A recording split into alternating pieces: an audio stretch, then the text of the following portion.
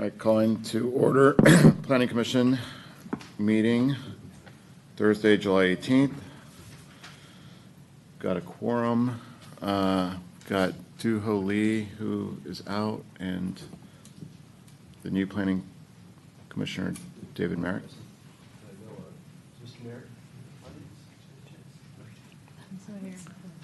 Okay. And then Planning Commission minutes. Anyone have any comments?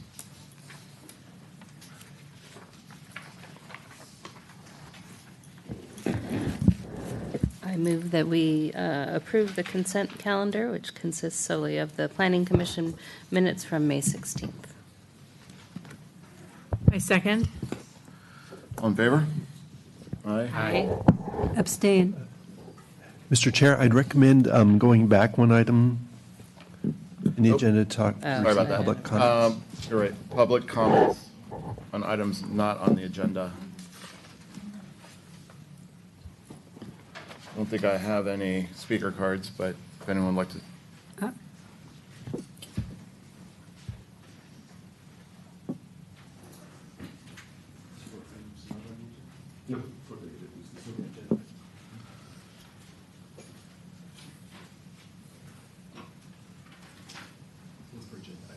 Okay. So, I should correct my motion because the minutes were actually from the June 6th meeting, and I was reading the June 6th minutes, which refer to the May 16th. So, all right, let's get back to yeah, that. Let's just close. I just wanted to clarify for the record, and I don't know if we actually voted on it yet or not, because of Mr. Biggs pointing out we had jumped ahead of ourselves. Yeah. So we're going to close public comment for items not on the agenda and move to the consent calendar and the approval of the commission minutes. The minutes from, so I move that we approve the minutes from the June 6th meeting.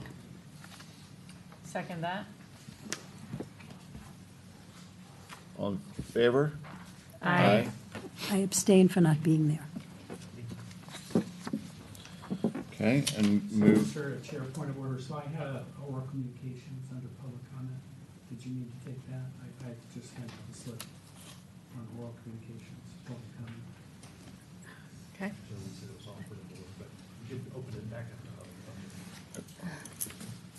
that's okay. All right, so we'll open it back up for public comment. And if we, Which, Wait, we have let's your, clarify you have your this. speaker card? Yeah, I handed it in. This is actually for members of the staff and the Planning Commission.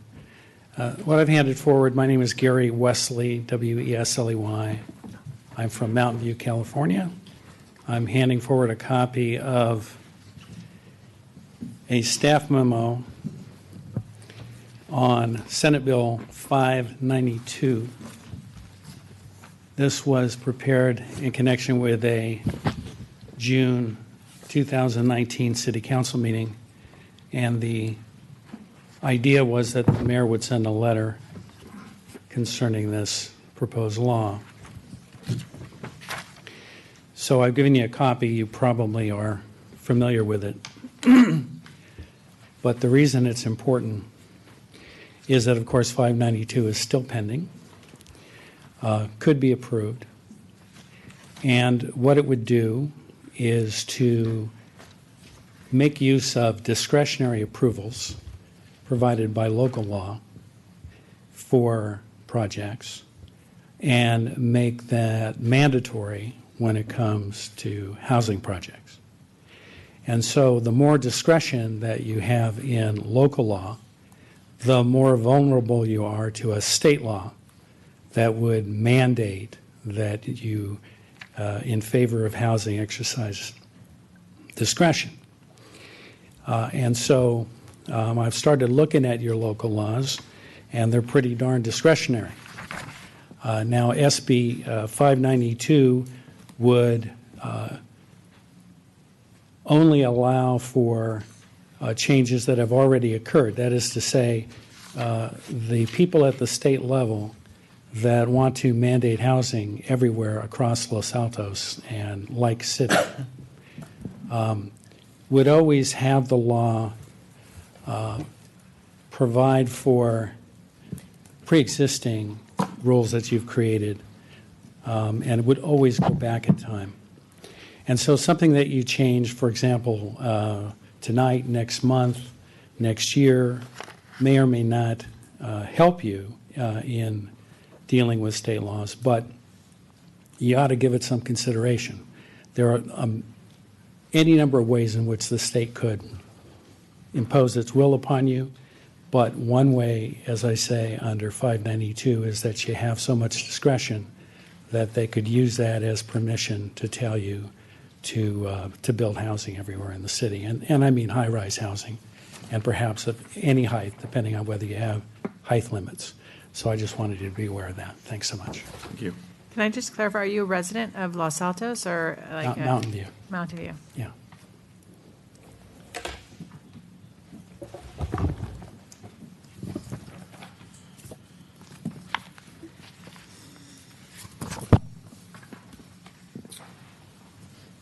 Okay, so we'll again close public comment for items not on the agenda and move to the study session.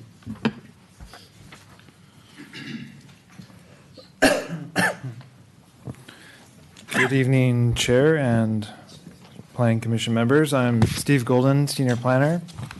The item before you is a new multifamily development at 440 First Street. The proposed project consists of 7 condominium units in a 4-story building.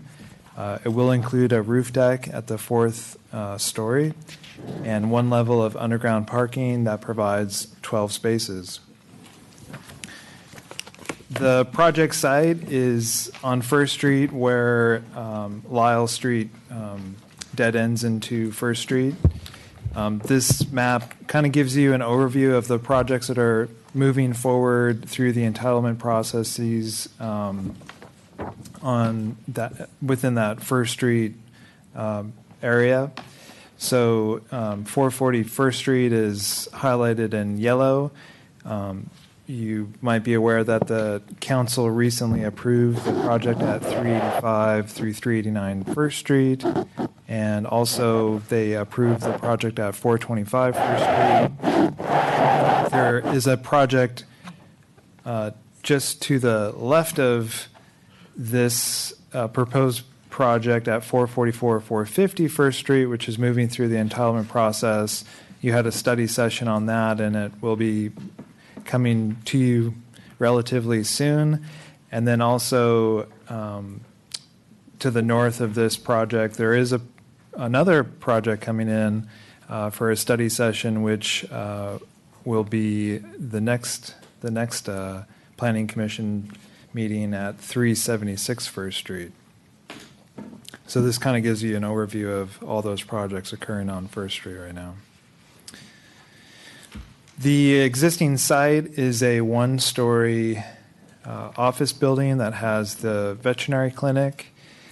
To the right of this project is 396 First Street, which is a 3-story residential building.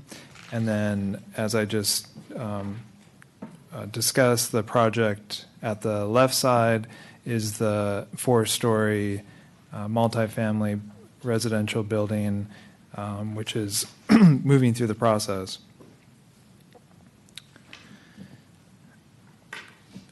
Just a quick overview of the project. Again, it's a 4-story building, and the applicant and their architect is here to give you an overview of the project. Again, the study session is really to provide feedback and direction to the applicant regarding the design of their project. So my comments as far as staff are relatively brief, but you should be giving those critiques and positive feedback to the applicant with regards to the design. And just to give you an overview of sort of the schedule or meetings forthcoming, as you might know, this kind of kicks off the process with a study session. It will go to the Complete Streets Commission, and they'll give input primarily to the circulation and the pedestrian and bicycle amenities of the project, and then it'll come back to the Planning Commission for a recommendation to the City Council.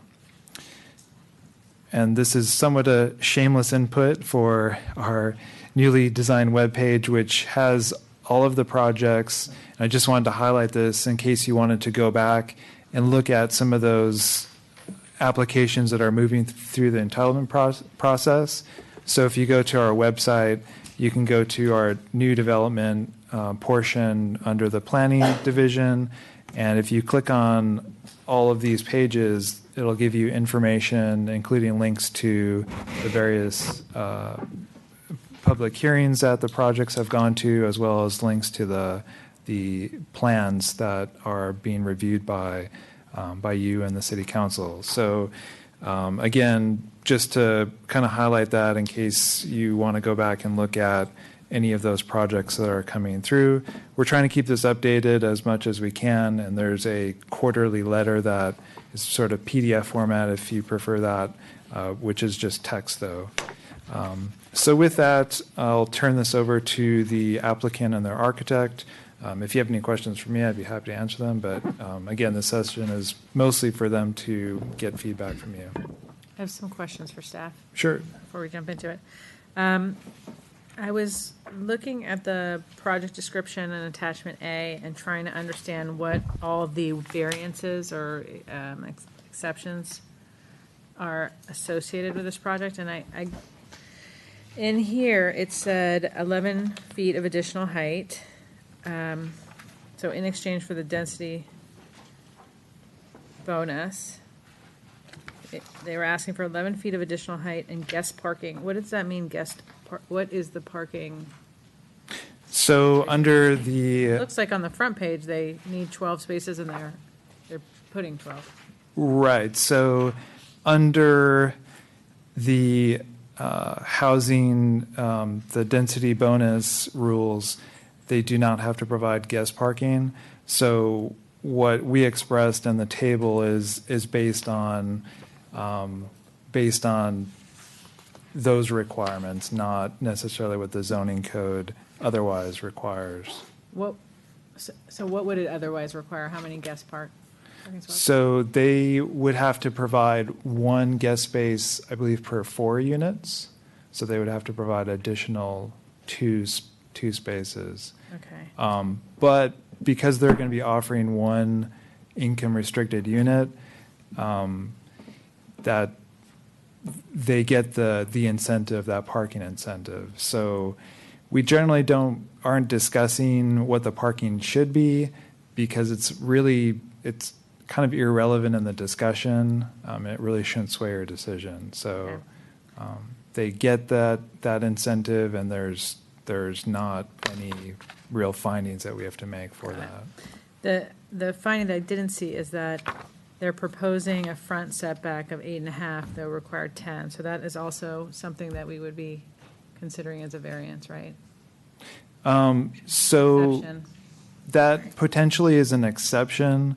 This is somewhat of a unique area. The CDR3 district allows for the applicant beyond the density bonus allowances, the applicant can ask for exceptions provided that they provide a public benefit.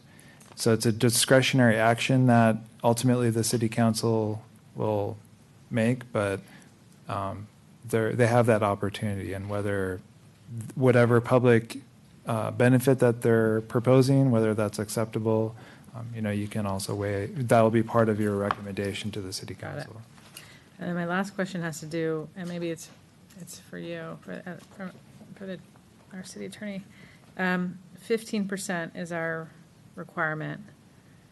What happens when you're shy of it, or 0.05 of a unit?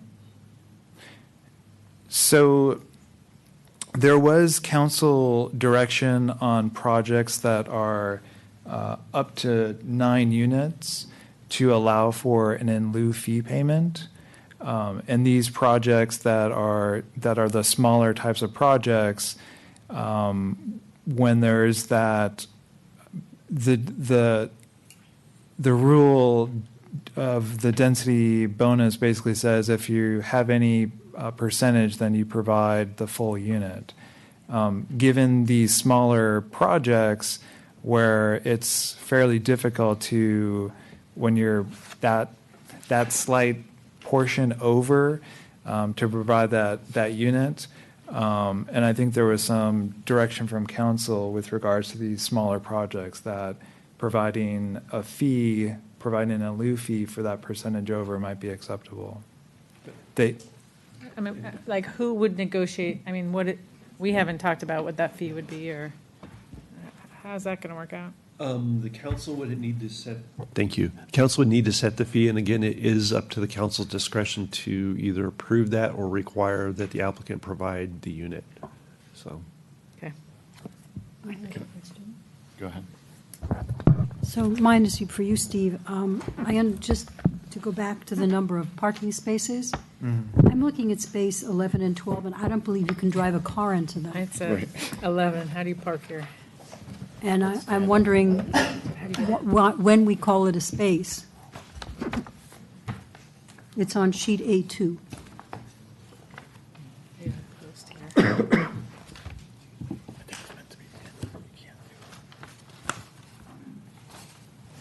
sorry, 11 and 12? Yeah. Yeah. So those spaces do meet the minimum requirements. Again, this is No, a they study. meet the requirements for size, but there's no way to get into them. There's no turning radius to get into them. So I don't disagree with you. Ah. So at this point, this is a study session to provide feedback to the applicant. We still have to go through a full review process as far as circulation, efficiency, and that sort of thing. So, Okay. yes, that's Well, good he pointed feedback. out. Yes. Thank you. Yeah. I have a higher level question.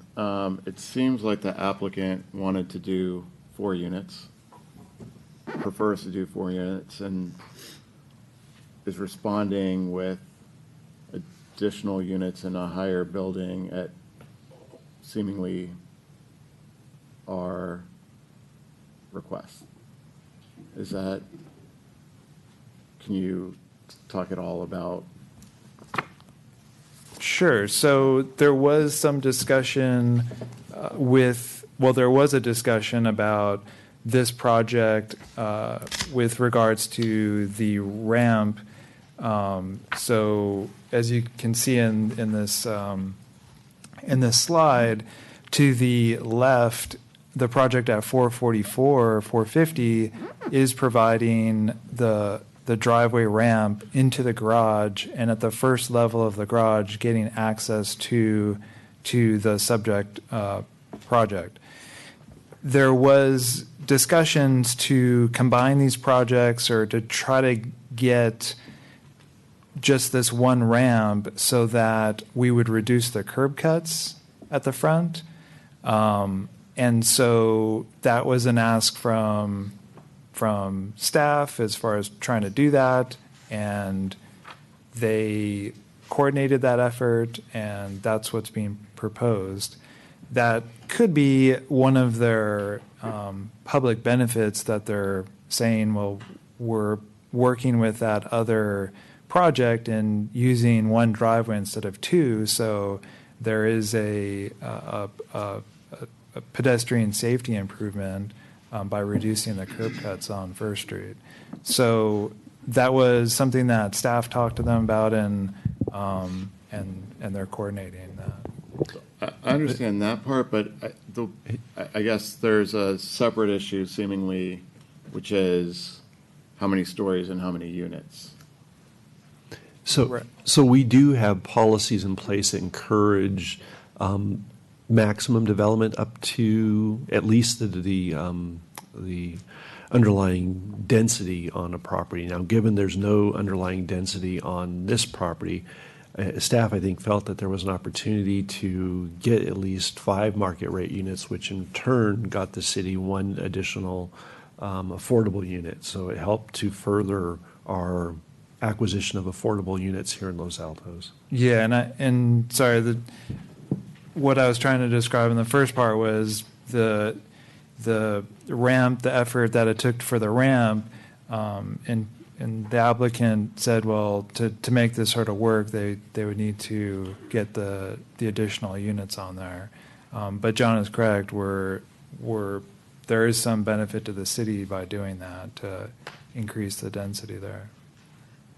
Sorry, to clarify, whether it's 3 stories or 4 stories, they would still be using the ramp next door, correct? I think that would Saying be if it's something 3 that's- stories, they would build the ramp on their property and then diminish the amount of space they could use on their first story by maybe even another apartment? Not only diminish that square footage, but then also result in 2 curb cuts on the street, which takes up on-street parking spaces. So this was trying to look at 2 projects taking place right next to one another, encourage some sort of shared access to the parking that would be underneath the buildings here. And it's probably a better question for the applicant. Is staff never saw any other alternative projects, so this is what we've seen from the applicant. Just, they did discuss with us a different project from the beginning. And the shared driveway works from both legal and, I guess, fire.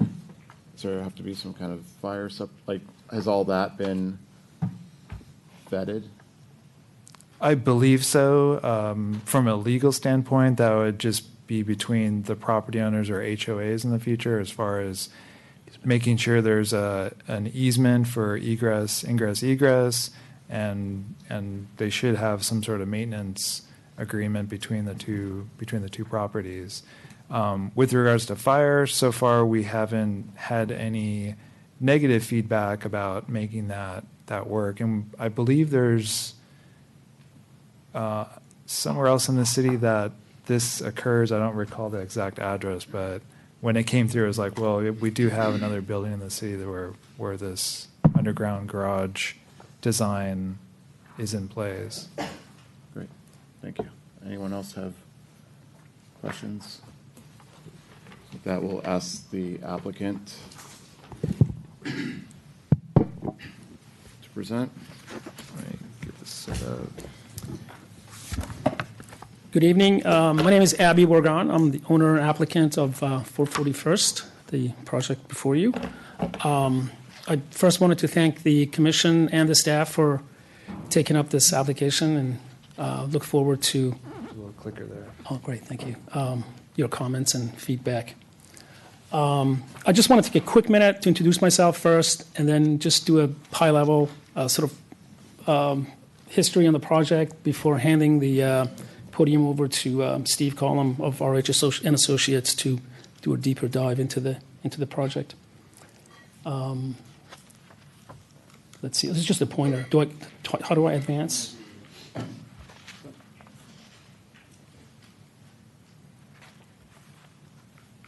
Oh, there we go. So, Yeah. just the right one. Great.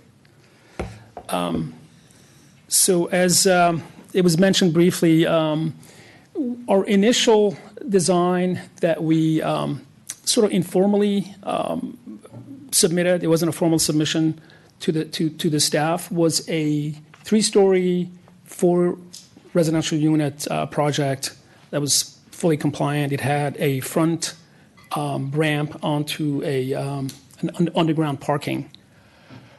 And it was basically a smaller scope project. But the staff sort of made a recommendation that we build a high density, as well as try to have a shared driveway in order to eliminate a curb cut, or the existing curb cut as well.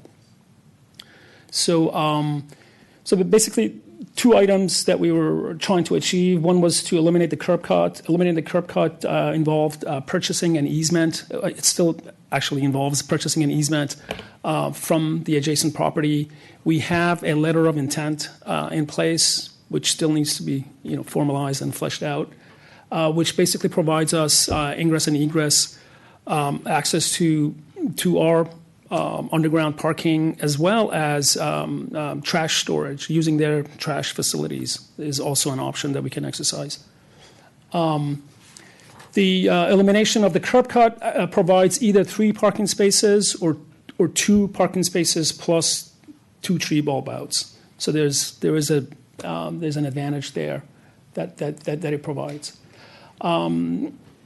The other thing that we basically were encouraged to provide was a BMR unit, and in order to do that, we had to add an extra floor to the building and bring up the total number of units to 7. The other sort of side benefit of sharing a ramp was that it actually gave us one additional parking space.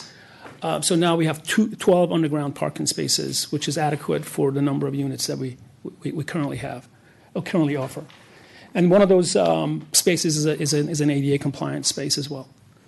So I'm going to actually let Steve take over from here. He'll go over the design. I'll be available to answer questions as well. Oh, yeah. You want your glasses? Hi. Hello, my name is Steve Collum. I'm a project architect with RH Associates, and I'm happy to be here to describe this project for you. Did that advance on itself? It's nice. So this project, in design-wise, was quite difficult because it's so narrow and we only have access to the front. The sides are blocked. The back we can't access, so everything has to come out the front. It's very narrow. It's 54 feet wide. So to have the common driveway was a plus, but it also gave us a design challenge that we have to meet their basement depth and their podium level, their first level.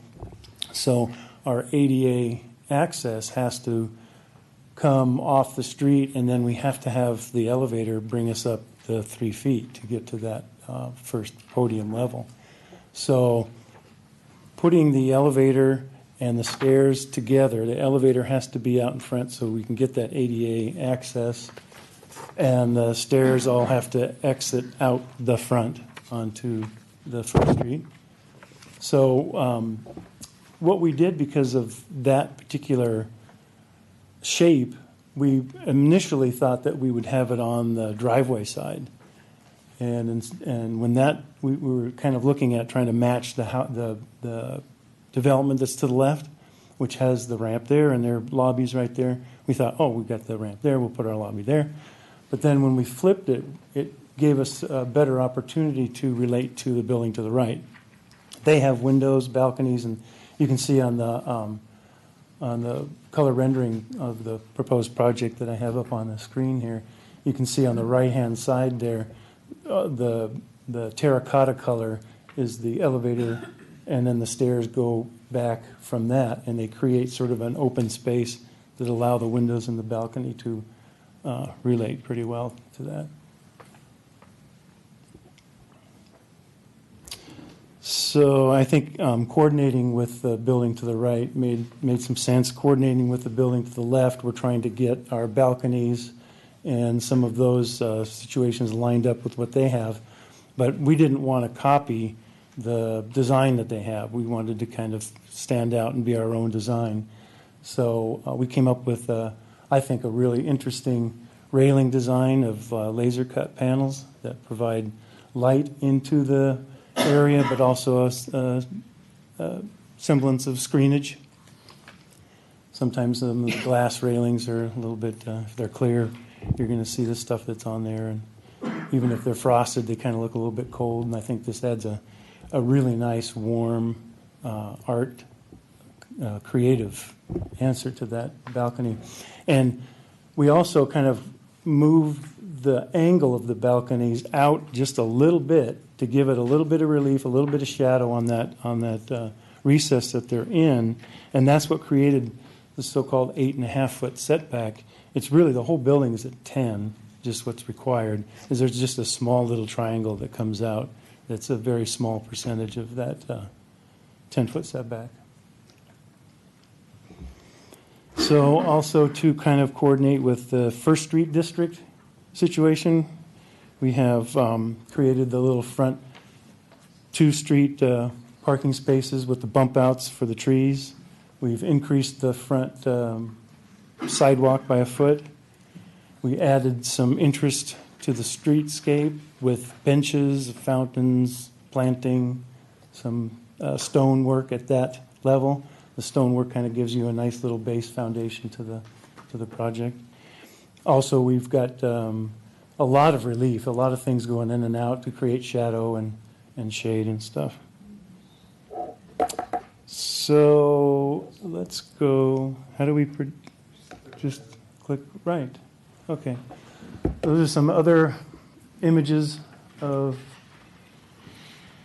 the project, and you can see how we also, I really like these laser cut screens. They really add, like I said, a very nice art effect, and they bring in light in an interesting way. And so we have that issue of the entry back into, a little bit back into there, and it kind of creates sort of a possible, either a dark or kind of a place that's not that comfortable to be in. But that screen on the roof adds a lot of light that comes in and creates some interest in there. So also, I have a little bit of a movie that shows context of how the building fits in with the two projects there. It's kind of inserted into the Los Altos model that they shared with me. So you can see that as you come around, there's a lot of space that is allowed for that building on the right to have their windows where they are. And the architecture stands out as something different. It's not trying to match what's to the left and right because they're completely different projects anyway. They look entirely different. And so this is more of a lower level. And as you come around, you can see all the nice interest that we've put into that 10-foot setback in the front.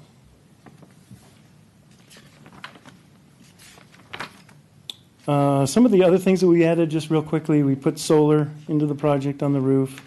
We have some common and private roof decks. We've hidden the mechanical units on the roof, so they're screened from public view. And I think that's it for me. So if you have any questions or comments, I'd love to hear them. Thank you.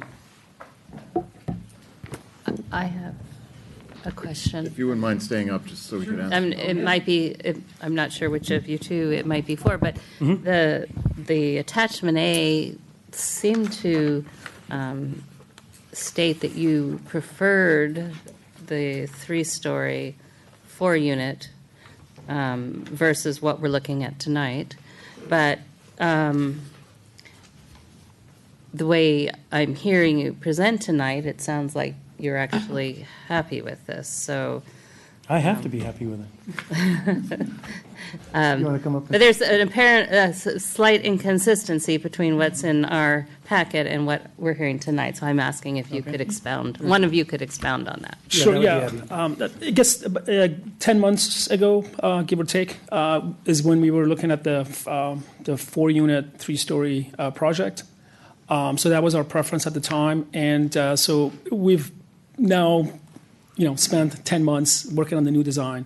So at this point, even though the 4-unit one still continues to be a preference, but I think at this point to go back to the 4-unit 3-story project, given all the time and expense that we've actually spent on this new project, would be not really something that I would want to entertain at this point. Let me put it that way. So it's not your preference anymore. At this point, I guess not. Okay. Yeah. So I know there's it's a little bit of an inconsistency or confusion there. Well, that's all right. I just wanted to clarify, because we're not reviewing that one anyway. We had no information on it, but but now you've clarified. Thank you. Well, I have a couple questions. Maybe one of you could talk about the parking, sort of how you're envisioning the spots 1, 12, and 11 working. And then the other part of the question is, did you consider using lifts? This is to manage You can answer some of the this. parking in there? You know, Maybe get more parking? Are those the tandem spaces? yeah, these are the tandem spaces, and I think they're concerned about the, you know, how we One as actually well. make that turn. how we Parking do spot that. 1, 12, and 11 seem challenging. Right. Well, there is 26 feet between basically the edge of, let's say, 1 and 2 and parking space 12.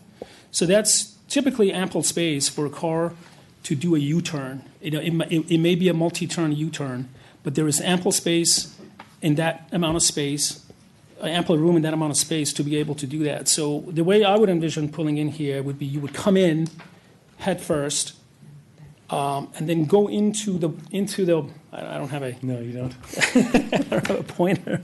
You would come in into the wide open space, and then you sort of back towards, let's say, space number 2, and then now you're able to turn slightly right and into space 12 and then 11. So it's possible to do that. It takes a couple of, you know, maybe 2 stops, and then a turn into those spaces. As Steve mentioned, this has been actually the parking has been extremely challenging on this project. We've probably spent the most amount of time looking at, you know, number of variants, and this particular one tends to be the best one we've basically come up with so far. Also, I'd like to add that those spaces are an additional 1 foot. They're 10 feet wide instead of the required 9, because it's against the wall, which we have in other places too. Space 4 is a little wider. Space 3. Right. Anyone else have any questions? I was going to ask Steve. Yes. Could you, I understood that this was very challenging for the ADA access. If someone is in a wheelchair and coming down the street and wants to visit someone in this complex, would you roll us through how they would do that? Okay, I have a video. Really? Oh, I love it. I do. I'm a shill. I didn't know he was. I just got this new program, I have to admit, and I'm having fun with it, so I did actually. Steve is having fun with his too. So this go to this one. So Wow. this will go toward the elevator lobby. You're coming right into the elevator. And you would go then up 3 feet and go into the first podium level, but then you can go up Further. from there. And we have some small windows in the elevator to give it a little bit of pizzazz. Okay. Thank you. Thanks for asking that. That's cool. I had another question. One of the Yes. letters that we got was from the neighboring homeowners association, Mm-hmm. and they were talking about trying to get accessibility to their building and deal with drainage. Is there a plan to work with the neighbors to? Well, I'm sure that we would work with them as much as possible, but one of the comments was made about the windows. And if there are windows on any wall that's within 3 feet of the property line, that's not supposed to be there. So I don't know why that's there. The other windows that I responded to on the, where the stair tower is and stuff, those are set back a little bit. They're back like 8 feet, something like that. I can't remember exactly what they were.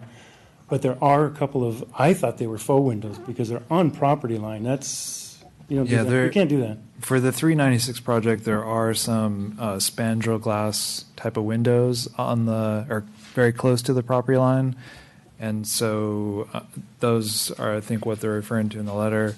With regards to some of the drainage issues, I did speak to the gentleman who submitted the letter who represents the HOA, because the city staff is not aware of any open permits that we have with regards to sort of the drainage issues.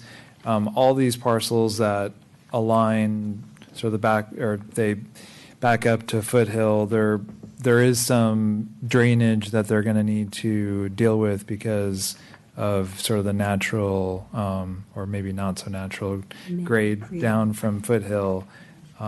But that's something that is going to have to be addressed on all these projects.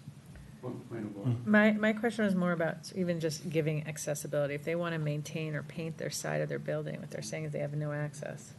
So that is something that we recommended to the applicant for this project and the HOA representative to coordinate those efforts. Interestingly, the project at 396, at the front of the project closest to First Street, that building sort of kisses the property line, but as you move away from First Street, there's a wider gap. It's just the way that the property lines are not right angles to First Street. So there is potentially an opportunity for some sort of something to be designed so that that gap is filled in, so there's not water penetration, and you wouldn't have to maintain that once it's sort of sealed. But that's something that we would recommend that the architect takes a look at. I have a question. I didn't see a dimension in the, it's called a two-way ramp. And Yes. I don't see a dimension on it, but if you look at your drive-by model, and if you could do that again, If I can figure out how it to looks back like that up. it's only wide enough for one car to, Well, that would be Go their, down. their modeling issue. I mean, I took their model from you're talking about the property to the left? well, I'm talking about the driveway that you guys are sharing, yeah. Yes. Okay, and that's on the property and left. I didn't model that, I just brought in their drawing. So it's supposed to be a two-way ramp. It's supposed to be the correct size. I didn't change that. Okay. Yeah, we That's the can- right answer, but We can give you a dimension on that, but it is a two-way ramp that meets our standards. Okay, and then can you talk a little bit about, it sounds like you're coordinating, call it first level, floor heights with the left building, right, building on the left. yes. Can you talk a little bit about, the existing condition on the right and how you're going to relate to that? I know you can't, Okay. I know you can't please Right. everyone, but I'm just trying to Well, I'd understand what like to that's get going to that. look There we like. go. That's, can I pause this thing? I don't know how to use, just turned it off, I think.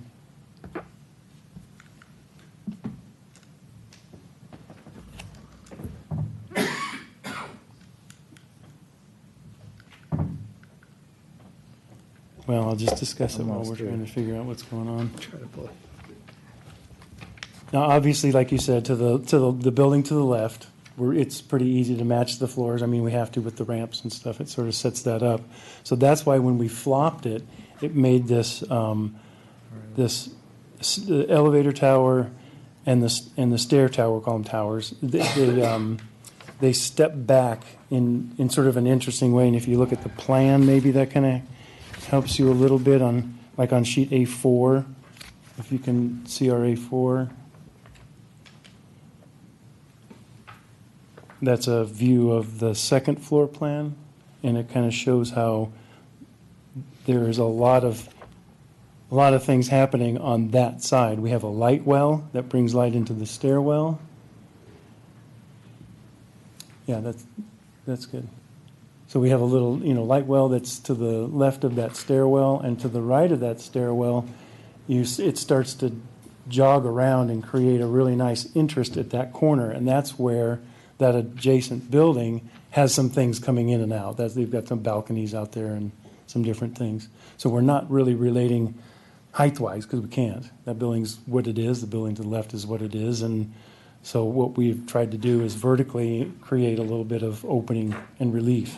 If you look at the wall down at the bottom of the screen there, that's completely flat. So the relationship to the building that's there is level-wise flat, and the building to the right is jogging back and forth to create some interest there. Where's I'm sorry, it looks pretty flat. On the Am I bottom missing or the top? something? Other than the light well that's providing light into the study. Oh, can I point up right here? Yeah, this area here is the outside wall. This is the. So you're saying the screen- front corner? Yes, this is the screen that allows light down into the entry and into the lobby that goes into the elevator. So this wall here jogs down here, jogs around here, around here, around here, where this wall is flat, that's what I was reading. Okay. And when you guys studied the various parking systems,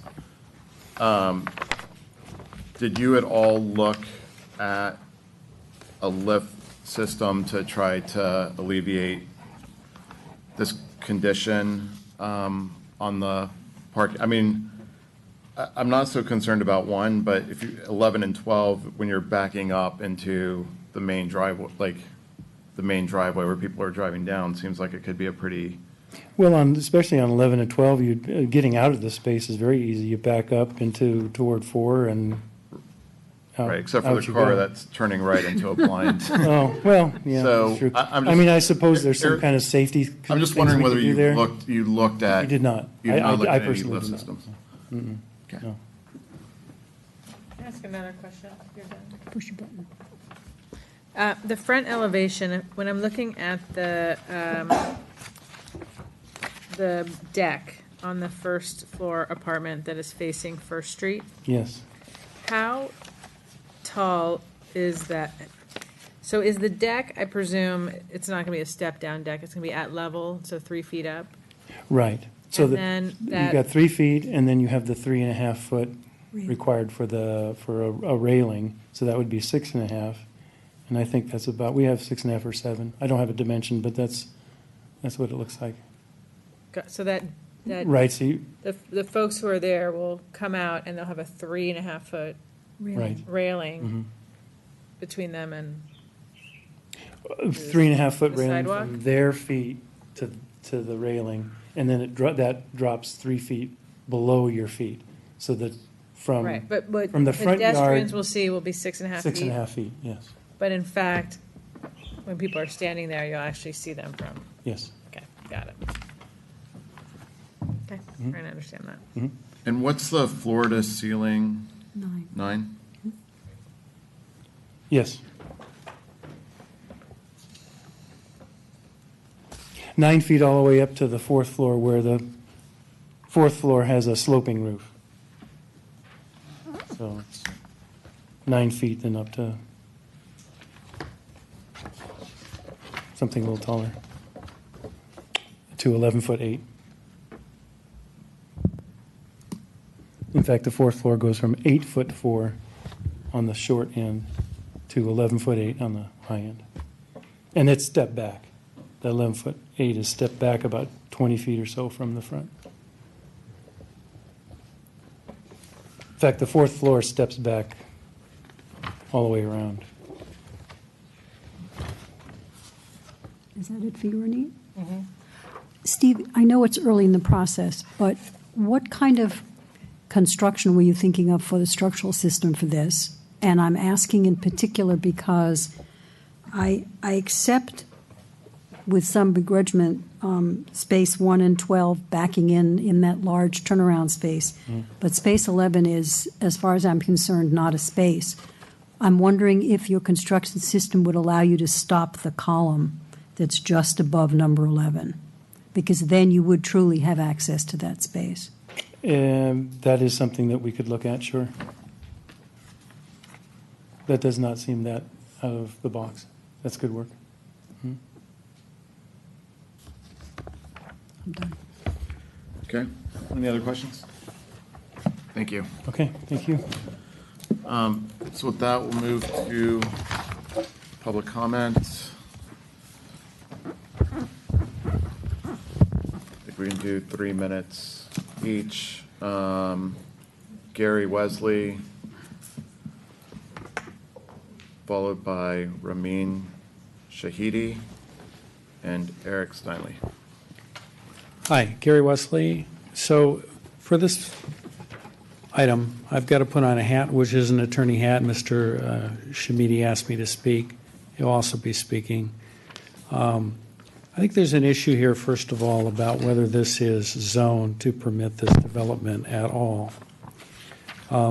You have later on your agenda tonight a proposed amendment to 1448-040, where you would strike this matter of there being as a condition to a conditional use that there's no retail on the ground floor. And as I was looking at your code, it seemed to me that the vet is retail within the meaning of the code. If you look at the prior code section, 1448-030, you'll see that what it contemplates in the downtown to occupy a ground floor. Everything has a ground floor exception. And what it calls for are restaurants and retail. And then it says other uses as determined by the city planning, but that are the same general character. So really the idea seems to be, by ordinance at least, in the downtown that you have restaurants and retail on the first floor. And you don't just eliminate first floors and change everything into complete housing in the downtown. And when you change your ordinance around, not only might the state impose the requirement of high-rise housing throughout the downtown, but even if they don't, those will be the proposals. And they'll be the proposals to the property owners of all of the commercial you have in that triangle for the purpose of getting high-rise residential construction. The other point I wanted to make was that there's a reference here to what's called a CEQA exemption. And you all know what CEQA is. And normally there's an exemption when there's some really good reason for it as a matter of state public policy, or when the impact upon the environment is inconsequential. And this is an infill exception, but not everything that you put in between two other buildings is infill. You can't put a nuclear power plant between two other buildings and call that infill. It's a fundamentally different use. There are impacts to the backside where my client is across the expressway, especially with that fourth floor, and as well to the front side. And we'll make a better record on that if the proposal goes forward, to have a fourth story that can look down into the yards of people on the other side of the expressway. We'll be making a complete presentation on the environmental impacts and why it is that there is no exemption. Thank you so much. Thank you. Ramin Shahidi and Eric Steinley. Paul Fertini. You'll be, So who are you trying to pronounce? so you're No, further we're down on the coming. list. Oh, I didn't hear him. I thought you were missing. Yeah, no, I was just calling the next few people so that they could get prepared. Good afternoon, Commissioners. Thank you for allowing me to speak. And staff, thank you for your work. I am Ramin Shahidi. I live across the foothill from the general development that is happening on South First Street. This building is not the closest building to me. The 444 and 450, which you heard about it about a month ago on a preliminary, is the first building. So my comments are general. This building does not necessarily impact me, but I am concerned on the general use of the fourth story and the staff encouragement. And in this case, it's obvious that they twisted the arm of a developer who wanted to, in fact, build a three-story. And they encouraged him and put him into this one-way dead-end street. And after $80,000 expenses, you're asking me if it's okay? Of course it's okay. I would be okay. I spent $80,000 on the plans. It makes me sick to my stomach that the developer wants to build a three-story and the staff would force him to go four-story, especially that that building is not in the middle of the downtown. That building is adjacent to a residential area. The height creates a tower, a viewing tower on those balconies along the foothill looking into the old alley residential area, our oldest residential area in this town. I love this town. I've been living here for 20 years. Phoebe, you taught me what perceived bulk means. How could you build buildings like Safeway and these things when you didn't let me build a 20-foot wall for my neighbor? same neighbor who is affected by both buildings. We deal with the bulk. It's a price of prosperity. I'm not anti-development.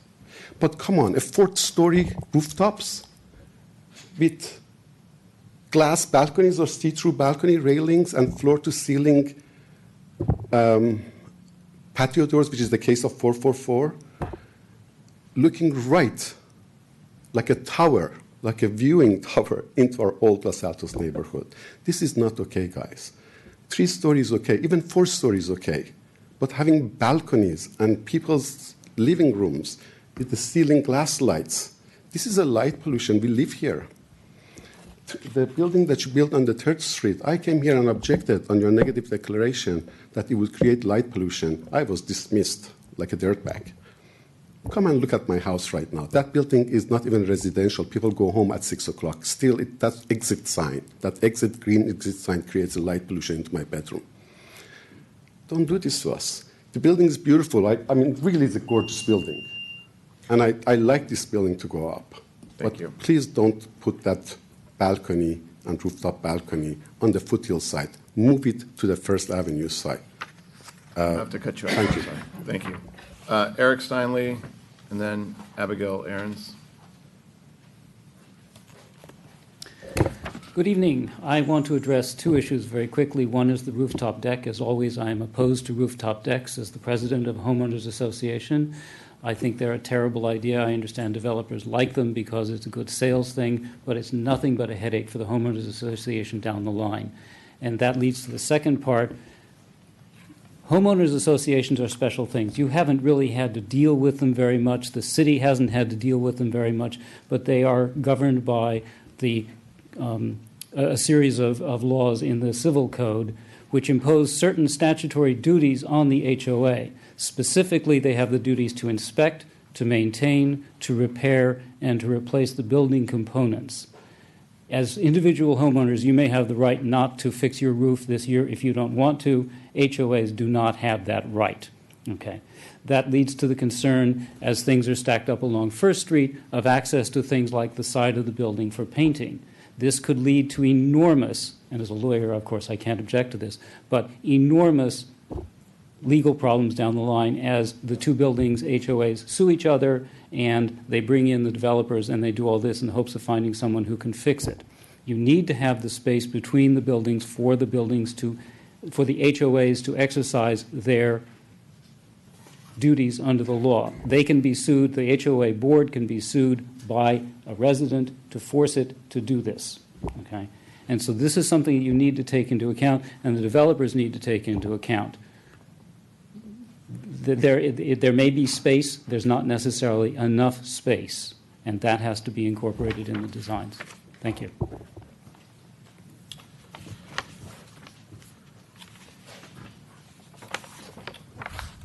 And after Abby will be Paul Frattini.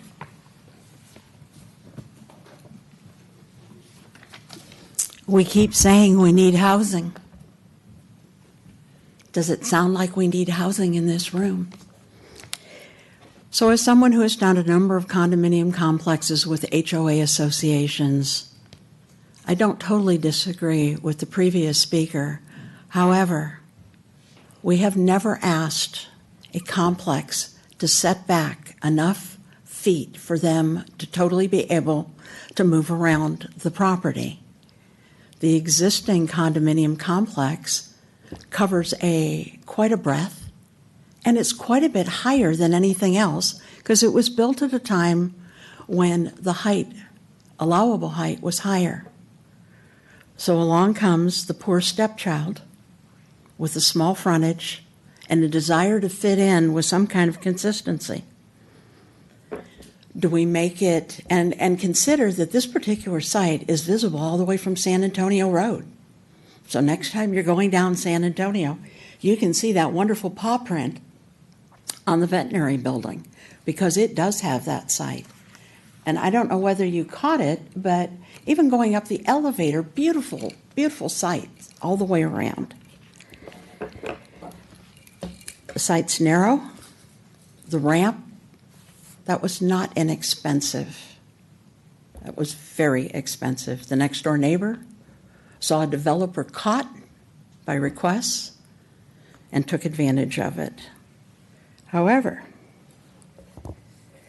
there are a number of benefits. Did you notice that for the pedestrian going down the sidewalk, there's a wonderful water element because of the shape, that the front is? You talk about light emissions. Perhaps you ought to take a look at the rear and see if there are windows that would even emit light, much less look at the distance or the angle from this property to the residences that are being spoken about across. I hope you'll find a way to help us get more housing. Creating an affordable unit, you may say, oh, well, why didn't he do a whole bunch of them? But by the time he bought the easement and is dealing with the cost of building a higher building, I think he's done an admirable thing in bringing forth a very usable and affordable unit. As a real estate broker for over 50 years, I can tell you that the buyers of these units don't often have two cars, but we keep demanding that they have two parking spaces. Many of these people buy downtown so they can walk. And oh, by the way, when they move out of their big houses, families get to move into them. So we have to applaud some of what is going on. And we do need to house our community. Thank you.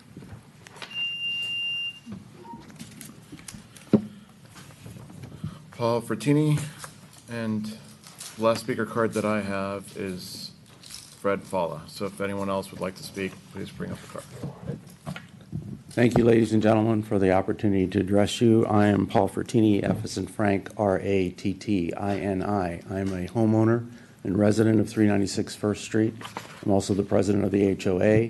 I am not a lawyer. I am a PhD engineer, but I do agree with a lot of the comments made there. We get a lot of pressure being on the board to look after things. And the members of my community want to bring to your attention, clearly I have very little time, but obviously we would like 3 stories rather than 4. Given that we may have to live with 4, we appreciate them opening it up on the front. We certainly appreciate the deck being away from us. We would prefer not to have a roof deck, but if it is going to be there, we're happy it's on the other side, away from the balconies of what are actually, some of the residents there are seniors, others with families with small children. I need to bring to your attention that 396 First Street is actually 2 buildings. I don't know if you recall or not, but they are 2 lateral buildings. The front one, which has space now where those balconies are showing, the rear one, which is behind a quasi-atrium, which is open to the sky in certain areas, okay, it doesn't have space. And there's a history with the vet that perhaps in the interest of facilitating feedback here, we've had a history of not being able to maintain that back building as far as painting and so forth goes, cleaning the windows, et cetera. There is, according to Lennar, a setback back there from that line, which is the southern boundary for us, the northern boundary for the new construction, of 2 feet on our side, is what I've been told. So if you put 2 feet on the other side, that would give each of us 4 feet to deal with painting and cleaning and so forth. The other thing I need to bring to your attention is that there is a real drainage problem back there. It's in that corner. Unit 8 on the bottom floor of that back building had water coming into it from the patio, into the master bedroom and the living room with considerable damage. Lennar has since rectified that problem.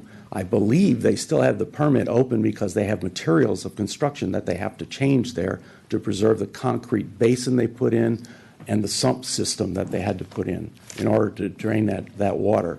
And I assume that all of these buildings are going to have similar drainage issues because all of that roof water, which would normally have gone down into the ground on the open areas, is no longer going to do that, given there's concrete. There's a lot of other questions, but lastly, I'd like to bring to your attention and maybe ask for your advice. Being an engineer, having dealt with the construction of large commercial projects here, I'm talking about commercial power plants.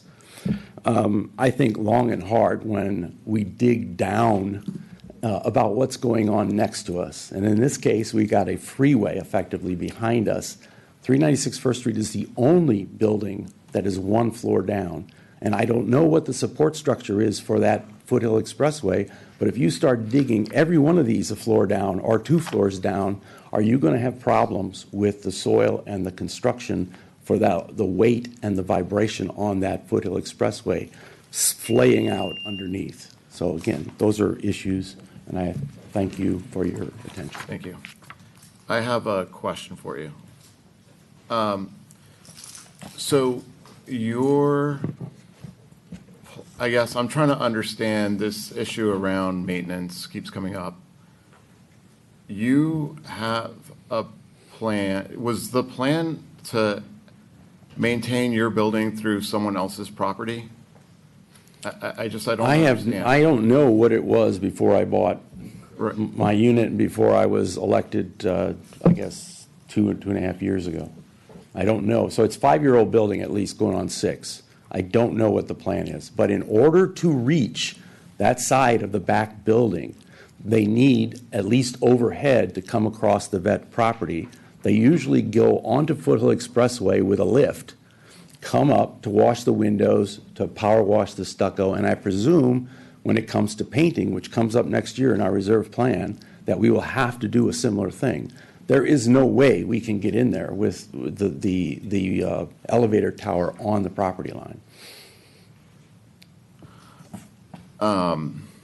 That's just the facts. I don't know what the plan was, but that's really what happens. Okay, thank you. Last speaker card I have is Fred Falla.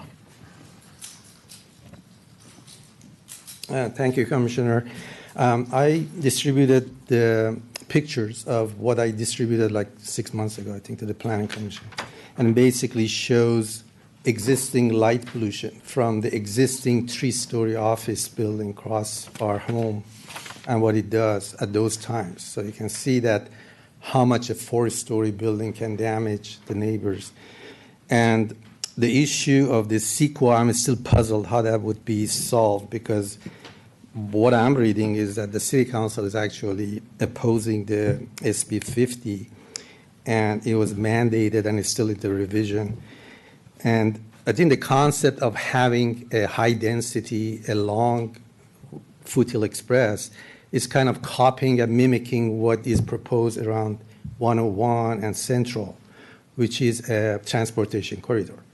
And to me, Foothill Expressway doesn't have a bus line, doesn't have a train, doesn't have anything to do with that concept. So I don't know where that come from, not just only for this property, for all the property that has been under development on the First Street. And so that's a puzzle to me, because what we are looking and what we are hearing was the old Los Altos, was the Carmel of the Bay Area. And people from San Francisco used to come because it was peaceful, it was low density, and all of a sudden we have these 4 stories, humongous buildings across us with the light pollution, noise. And yet we say it's all exempt because of the CEQA. So I can't trail where that came from. I understand there was like a community and businesses that they were interested, and then City Council basically followed that. And then along came the California Transit Hubs and SB 50. And I guess a lot of cities are confused, Palo Alto, Los Altos, what to do with it. So to me, having the interest of the developers and residents who buy these units is fine, but you have to consider the public and the residents who are already living in this community. And what we see from those high-rises, it's not a high-rise, it's a mid-rise, but the light pollution, the windows, and privacy issues. So, I don't have any issue with not yet with the architecture, because I'm sure there are very valid architects working on it. But just the mere fact that we are proposing a lot of 4-story building along the First Street is hurting the residences across from the Foothill, and there's no mitigation for it. Thank you. Thank you. So with that, I'm going to close public comment and open it up for discussion. Phoebe, maybe starting with you.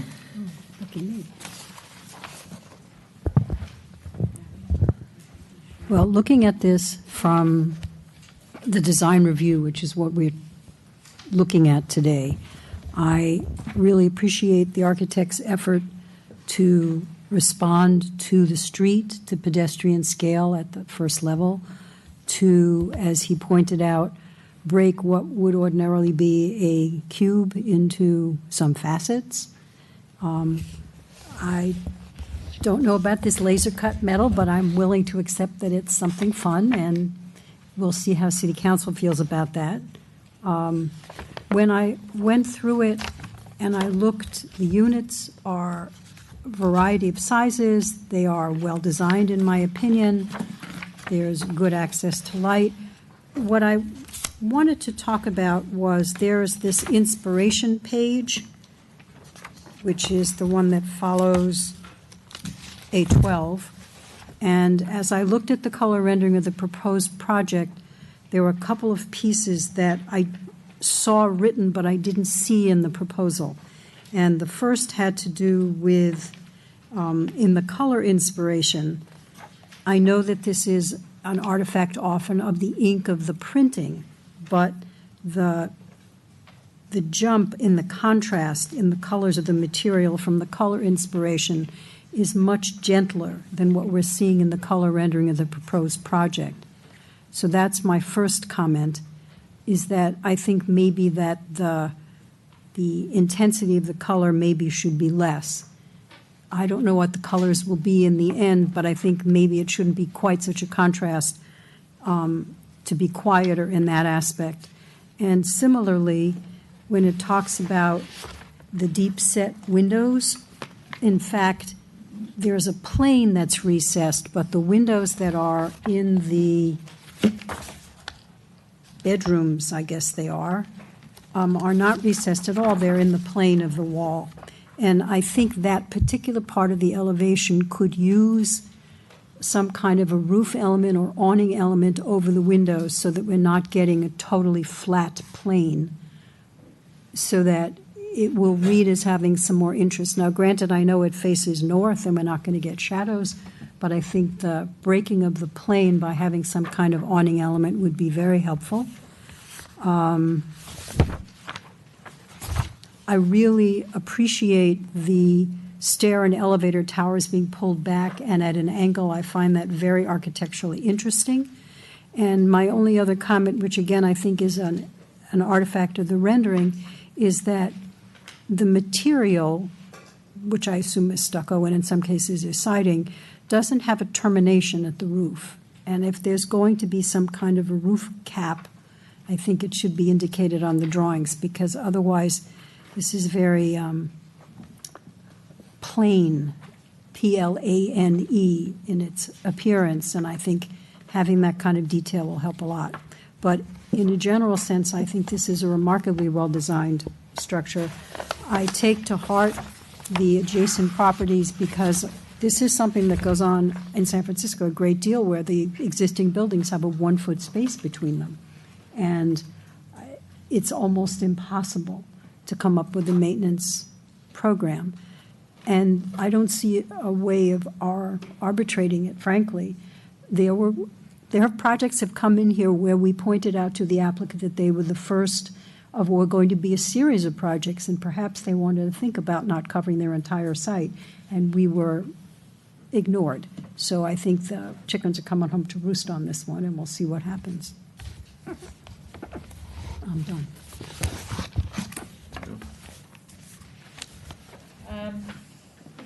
So, in terms of the design, I also really, I really like this building. I like the materials.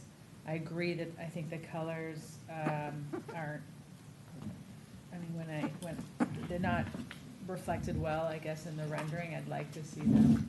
I mean, when I look at them there, they look warmer and less contrasting. Sorry. I agree that the windows on that right side would benefit from some detail that adds, sort of improves the facade, so it's not quite as flat. I like the shared driveway. I think it's a good model for narrow lots. I mean, we have a lot of buildings that are very narrow. And if we have all these cut-throughs, it's going to destroy, I mean, it will really affect the pedestrian experience, but it also really inhibits what the developer can do. So I see it as kind of a win-win for whoever is developing on that site, because they're, whatever, I imagine there was a significant cost, but they're also able to entirely utilize that first floor for housing. So there's a enormous benefit as well. And I think it is a good model and something that we can encourage future developers to consider, because many probably don't contemplate that they could work with their neighbors. The timing here seems to work particularly well, so I don't know that always works out perfectly. I like this screen design. I think it looks artistic and interesting. And I think it breaks up the wall that is going to, the different buildings that are on this stretch. I think yours is such a little baby between these much bigger projects, but it's interesting, and if it's done with quality materials, I think it could come out very nicely. I'm sensitive to the neighbors' concern about protecting their privacy, and when I look at the fourth story, I like that you've pulled it back both in the front and in the rear. And I just wonder on both the common deck and the private deck if there's something more you can do, because really those are the areas that are creating sort of the biggest openings. If there's more you can do to give privacy, I imagine that the residents there aren't really desiring to look into their neighbors or onto Foothill Expressway. They want to be enjoying the outside. So I wonder if there is a way to design something that accomplishes that. At the same time, I think this is the reality of our downtown. It's going to be taller. I think one of the benefits, there's a lot of benefits of living walking distance to our downtown. But I think the reality is they're going to evolve, and as we've realized in our state, all towns are going to go higher. So to the extent that we can create remediate maybe some of the light, I'm not opposed to going up to the fourth story entirely for that reason, but if there's something we can do to help, I'd encourage that. I would not support on the first story extending into that 10-foot setback that we require. I know it's like at an angle, and I think it's 8.5 feet.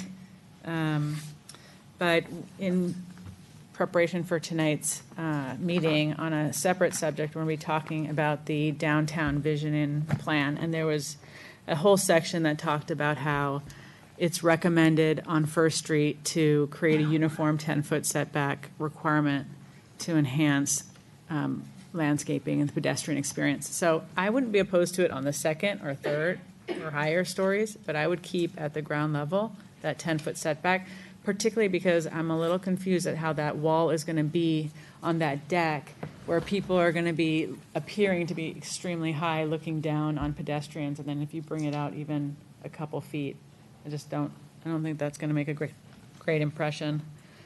One little thing I noticed on the fourth floor, I can't figure out if it was intentional, but the bedroom and it's on page A6, bedroom number 2 facing First Street has like a door into the corridor. I didn't quite understand that. Maybe it's intentional. I would like to see, I mean, if I would like to have a better understanding of the parking. I think it's dangerous the way those 3 cars are going to have to navigate in and out to those spots. And so I think Phoebe's idea of getting rid of that post will at least enable someone to physically get into it without having to move 2 cars out and then park one of those cars and hopefully not have someone trying to get in. But also if you haven't looked at, and I'm sure you have since you said you spent a lot of time on it, but it seems like this is an opportunity for the lift system somewhere. And then, finally, I'd like, one of the things that applicant will be requesting is exceptions. And so I'd like to get a sense that they're working with the neighbors to figure out solutions to the issues, just like as being good neighbors. I don't want to just see another building get built that, immediately creates there's no question in my mind that this building has the ability to go all the way to the setback, but I still think it would be better if somehow a resolution came up, particularly since you're asking the city to make an exception in this case. So I think it would be a good faith show if we found a way to work together. Those are my comments. Okay, so this is actually a question for Ms. Lee, and you might or might not care to make a comment. But this is coming forward under, again, we're not really talking about this tonight. We're supposed to focus on design, but there were some comments. It might be good to have a clarification. This is about the density bonus law, and so all the other comments about SB 50 or whatever are not really, or do you want to clarify this project and under the density bonus on what, because this is completely consistent with the other projects we've seen that have come forward and proposed this kind of thing under state density bonus. Sorry, I put you on the spot, but. No, that's okay. Yeah. Okay. Yeah, no, well, if legal questions like that come up, I'm not aware that any of the issues raised tonight are really implicated in the application, so, Right. apart from density bonus law, but Right. as the application. That's moves kind of what forward. I wanted to point out, is that I didn't think any of those were actually relevant. But again, this is a design session. When it comes as an application, then that will be explored in depth. But thank you, that was my suspicion. So, and then this is kind of a point for staff, but if this were to go forward at this height, what does that height look relative to both the right and the upcoming left sides? Isn't it in line with the same heights of those other buildings? Yeah. Was that a yes, John? Sorry. Or, oh, you're going to look into, you can't answer that yet, but it's, or maybe Steve can. I don't have the specific numbers for you, but it's similar to what's on the left side and being proposed on the left. On the right side, it's a little bit different measurement because they have sloping roofs. So Okay, all right, but we'll have that information. We can have when those. you come forward. It would be useful to sort of have the streetscape there. So, I think we saw that in the model, in the Los Altos 3D model. I think we saw that in the show. And if you to me, they look similar, if but you wanted, we could probably have them put it up again. We can have the specific numbers if that's a yeah, request. I don't need them now, but my sense was it's not, having the fourth floor on this building doesn't make it that much higher. In fact, it may not be higher than the building on the right because it has such the high podium. And so that will be useful to know when it comes back for as an application. So then,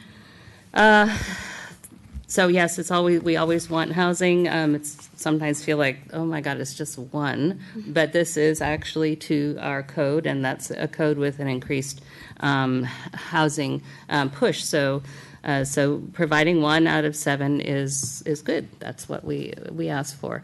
I think the 1-bedrooms are small, and appropriately small. The 2 bedrooms are kind of big, and the 3 bedrooms actually kind of felt massive. Anyway, I won't go into why, but they just thought they're big. They're also the upstairs, downstairs configurations. I know there's some of that in town, but I'm not sure that directionally that's really where the market is going. Maybe it is, I could be wrong, but I think you could actually potentially reconfigure and get different or more units, because you've got a lot of space, but you're having 2 3-bedroom units take up 2 floors. So to me, I wonder if there's potentially a more efficient way to get something out of there or to save some space. Just something to consider, because I'm sure City Council will think about that.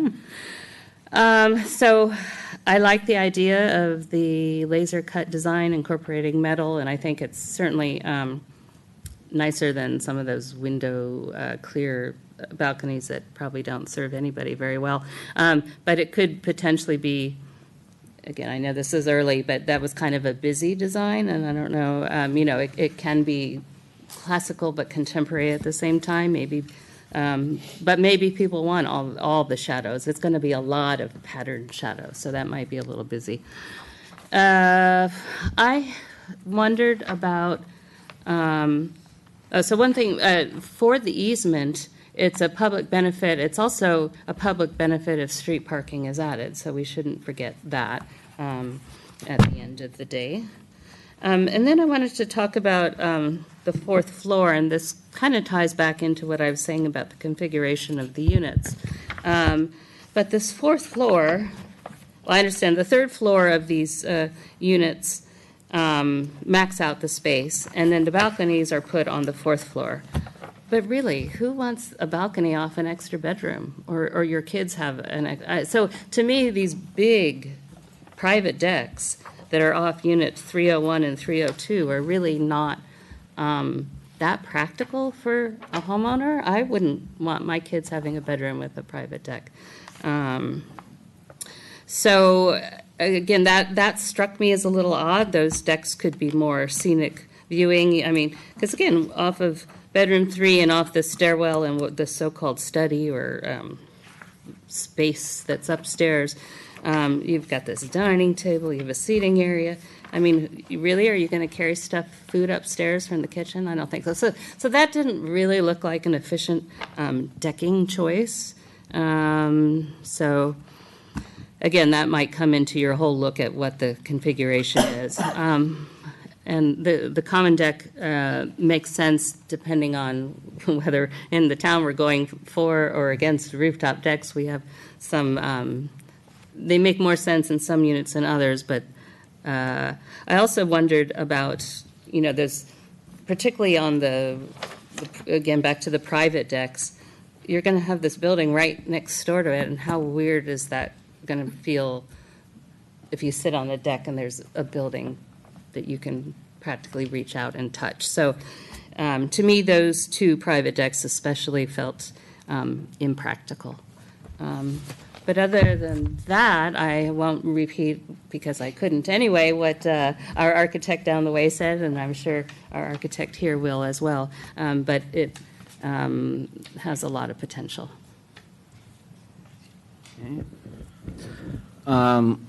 So the first thing I'll say is I think it's really important on the next submittal that 396 is shown, and not so much because I understand that the windows, there's not much we can do, but I think that showing roughly where the windows are and that atrium that was talked about earlier, just so that we can get maybe a clear idea of how the buildings kind of come together, and if there's any way to provide articulation, even if it's a small articulation on that side.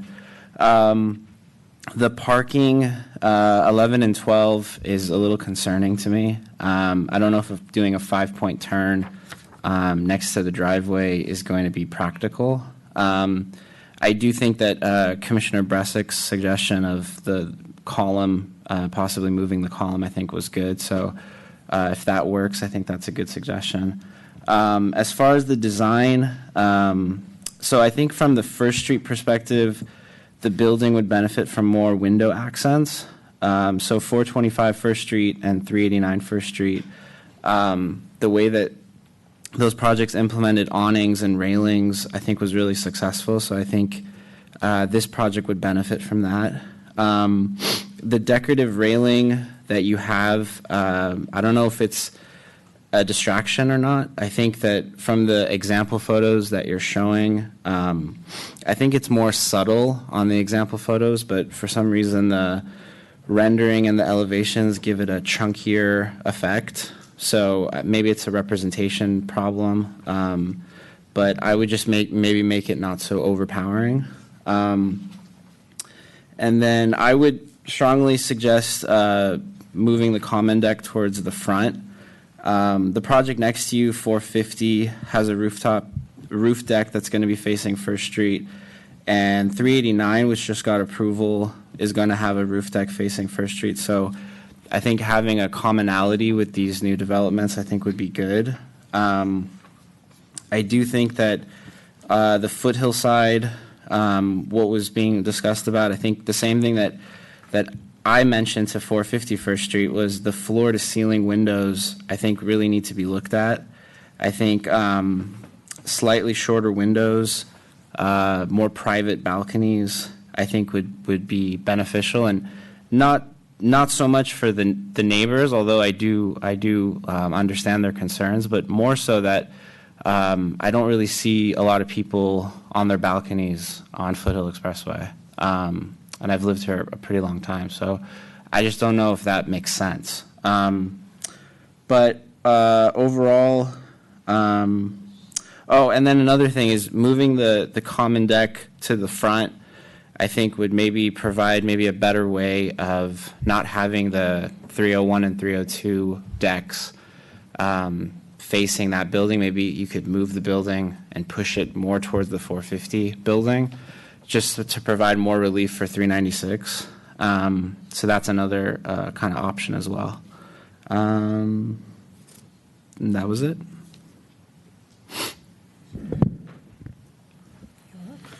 Okay. Let's see where to start. Maybe with some problem solving, because I think I've got a great solution to your setback issue. Come to the right place. I think that to me it's really bothersome that a developer's issue who built something and created a problem for his building is being pushed onto someone else, right? And people should be able to build on their property. I've said this time and time again, but they're entitled to build. And so, while I understand, maybe an issue, I think making it their issue isn't necessarily fair. That being said, perhaps one of the things and I think that's why we have zero setbacks, because they should be back to back so that we don't create these issues of having this interstitial space that's too small to really do anything. And so maybe you guys want to look at giving them that space and having them build to the property line and eliminating the gap, just as an idea.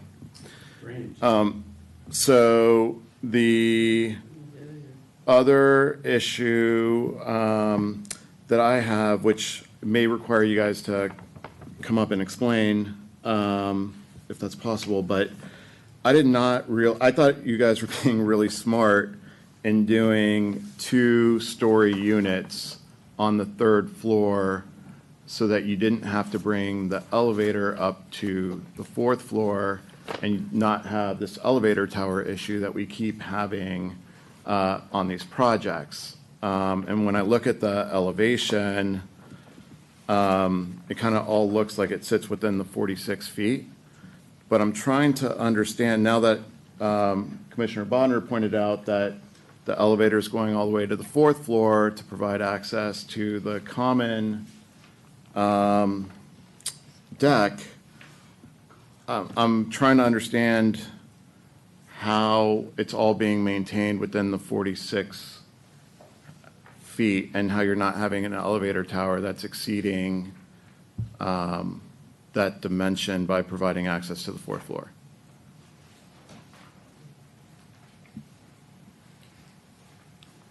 Yes, I've been actually talking to several elevator manufacturers. That has been, an issue.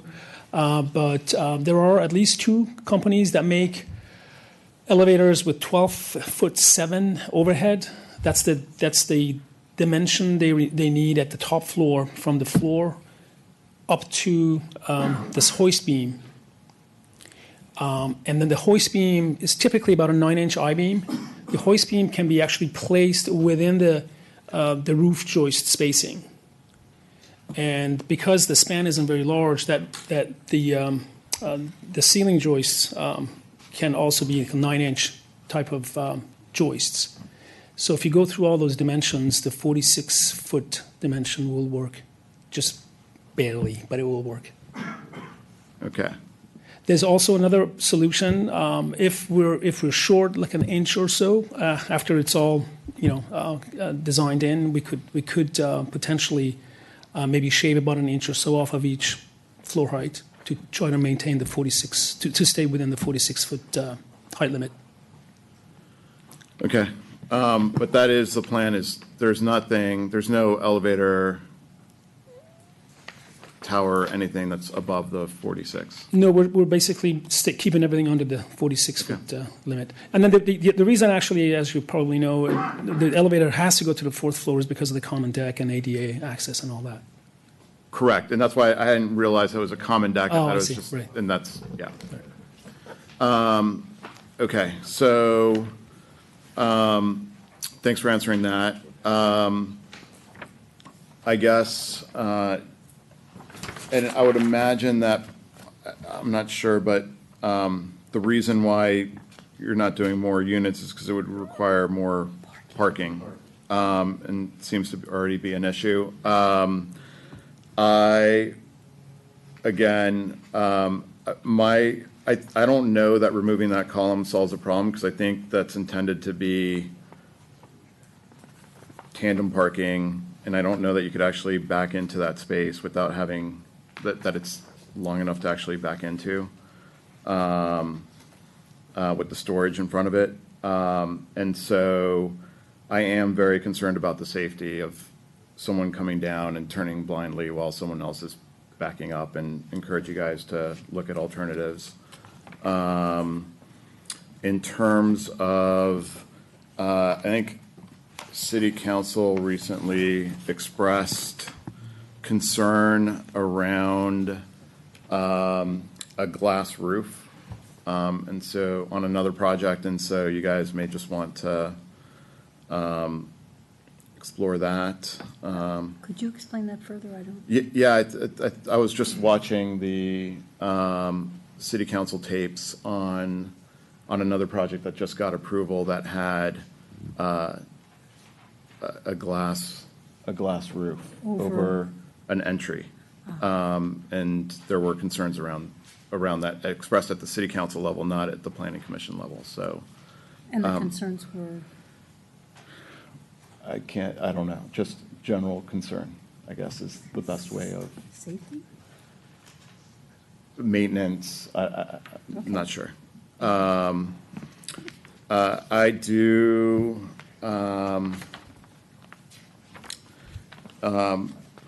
in terms of the building envelope, I strongly agree with what's been said before, in that elevation with the windows on the front side, I think really needs some work, with some kind of articulation, maybe some different materials.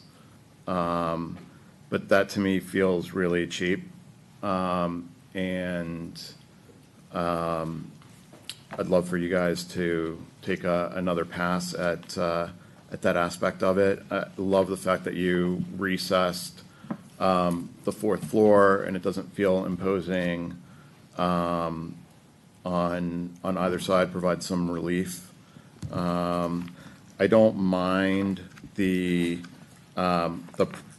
private decks on the 3rd floor. I think it's they're accessed from the stair, coming down from the lower floor. I think it provides nice outdoor space. one's accessed off of the study, and kind of that, I mean, weather here is amazing, that indoor, outdoor living, to me makes a lot of sense.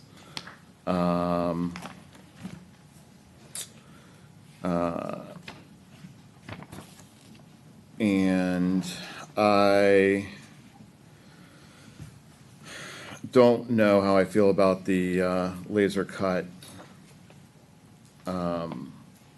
railings. I think it's one of those things where it's really going to be dependent on how it's done, and so I'm looking forward to seeing some more detail around that. I think it could work because it's got a good, if done well, there's a good balance between transparency and also hiding what's on those balconies.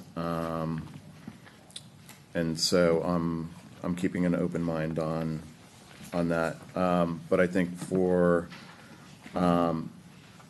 me, really, it is the kind of two biggest issues for me are that the windows and kind of that very flat elevation on the front and the parking. Other than that, I think you guys have done a great job, and look forward to seeing this be presented officially.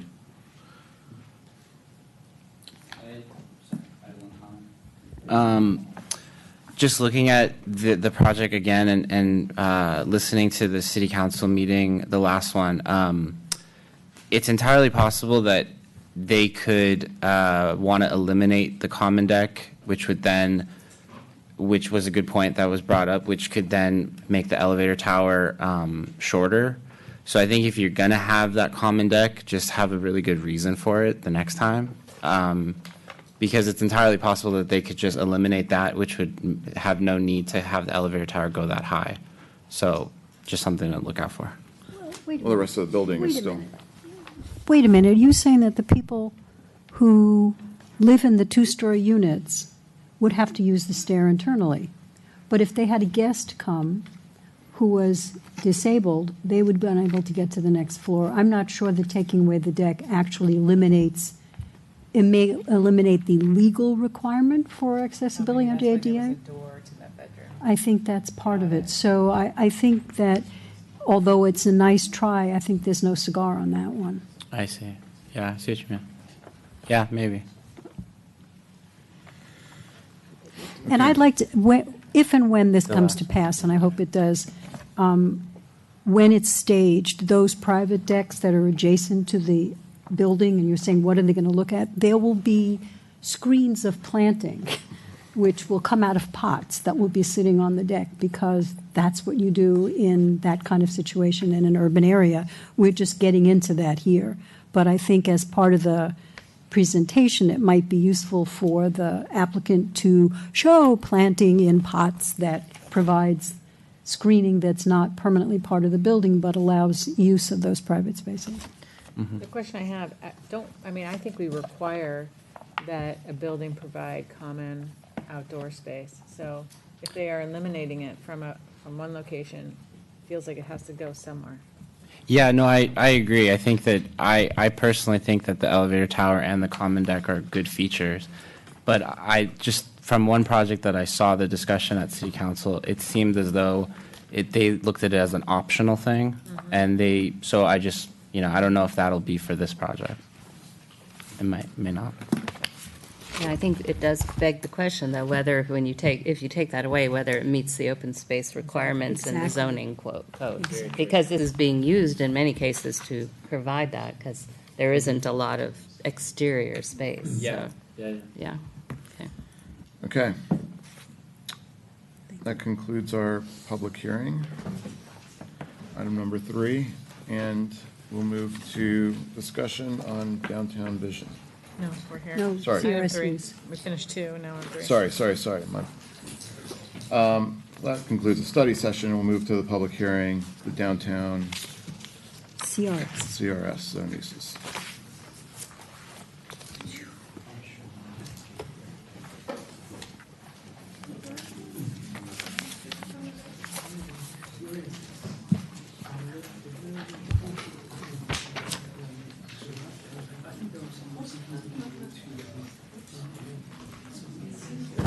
All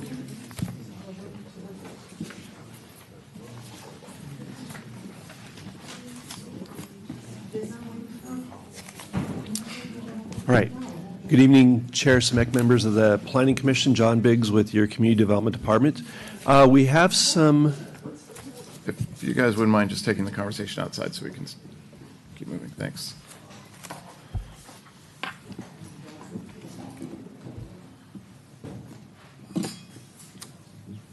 Thanks.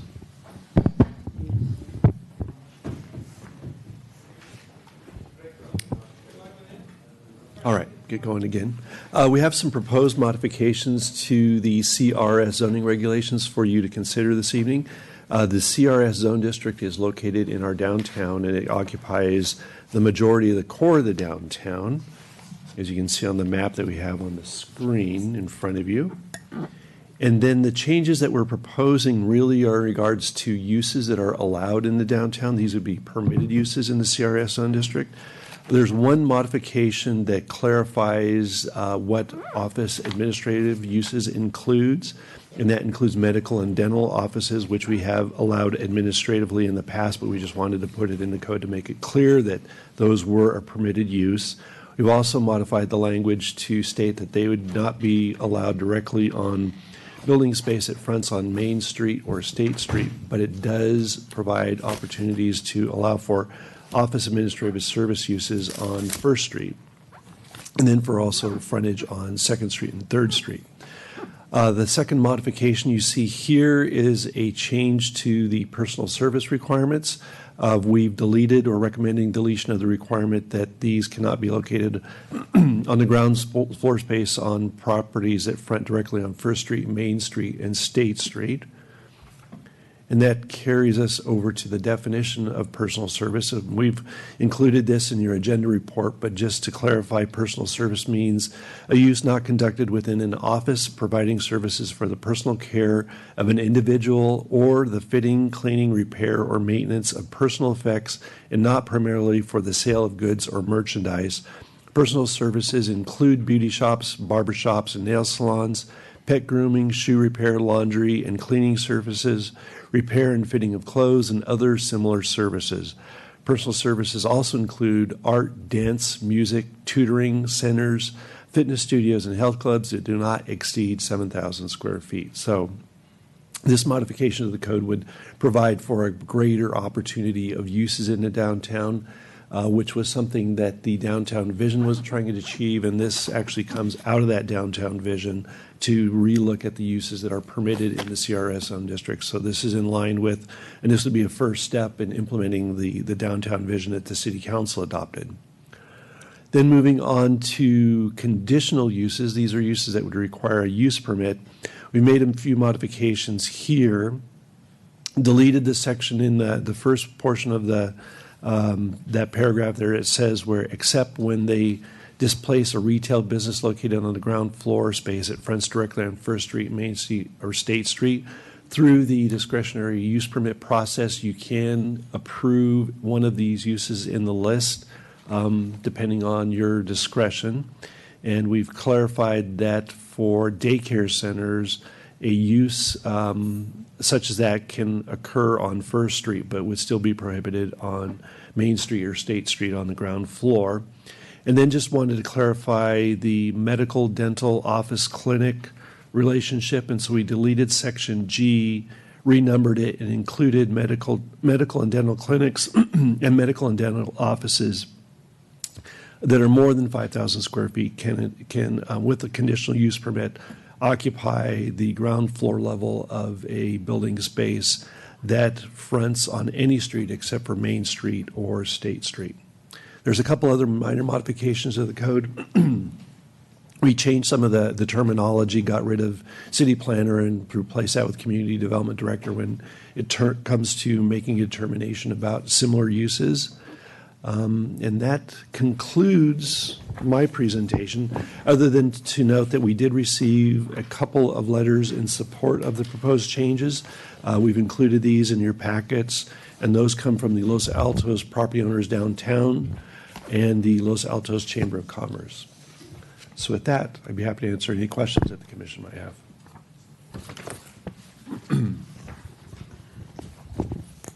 I understand this is at the behest of City Council.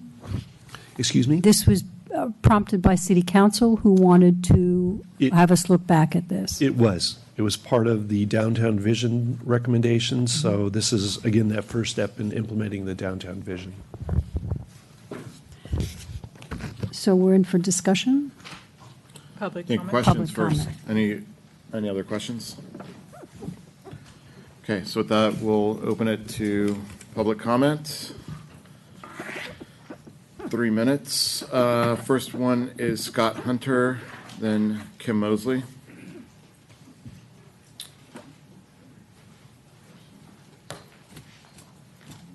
Good evening, Scott Hunter. I'm the Executive Director of the Los Altos Village Association.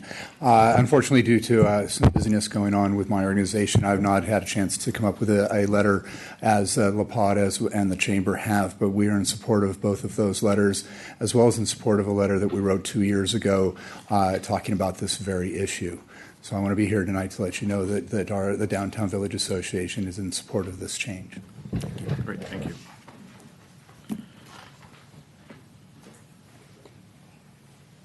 And then Kim Cranston and David Rock. Hi there. Kim Mosley, President of the Chamber of Commerce, former Planning Commissioner. Good to see all of you. Thank you. So I have a letter here from our Chamber that was approved by our Board of Directors that I'd submitted to each of you. I just wanted to review that later in case you haven't had a chance to take a look at it. As an advocate for the business community and local and regional government, the Los Altos Chamber of Commerce stays abreast of current issues which may affect the economic vitality of our community. We are aware that the city staff is proposing an amendment to the permitted conditional uses in the CRS zone district. We submitted a joint letter to the council in 2017 from the Chamber, the Los Altos Village Association, and the Los Altos Property Owners Downtown Organization in support of the same. A copy of that request was also attached to the letter that we submitted. So we respectfully ask that you approve the modification to the ordinance in this session, as it is necessary for the vitality of our downtown district. As we noted 2 years prior, with the rise of e-commerce, many downtowns are adapting and moving away from the conventional contiguous retail model, favoring instead an approach which provides a broader lifestyle experience that enhances community building.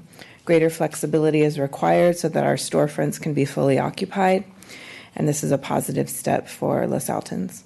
Thank you for partnering with the Chamber of Commerce to support vital business services that ensure a desirable quality of life for residents in our community.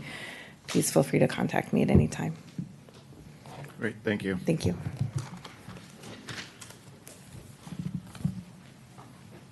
Good evening, Commissioners. Kim Cranston, President of Los Altos Property Owners Downtown. I know you have our letter, and I'm just here to say I'm really glad that after we teamed up with Love and the Chamber of Commerce 2 years ago to propose the city look into this, that finally you're considering it. So thank you very much. Thank you. David Rock. Hello, Commissioners. David Rock, 150 University Avenue. Retail sales throughout the United States, online sales have increased 14.5% to 16.5% every one of the last 12 years. Brick and mortar sales have declined 1% to -5% every one of the last 12 years. This is epidemic all across America. Towns in the Bay Area especially, as well as in the rest of California, really need more feet on the street. Because of that, the type of zoning change that's being recommended tonight is, in my opinion, and in the opinion of a lot of them, I'm also a retail real estate broker, have been one for 31 years. We have in Los Altos 46% of the downtown space is retail space.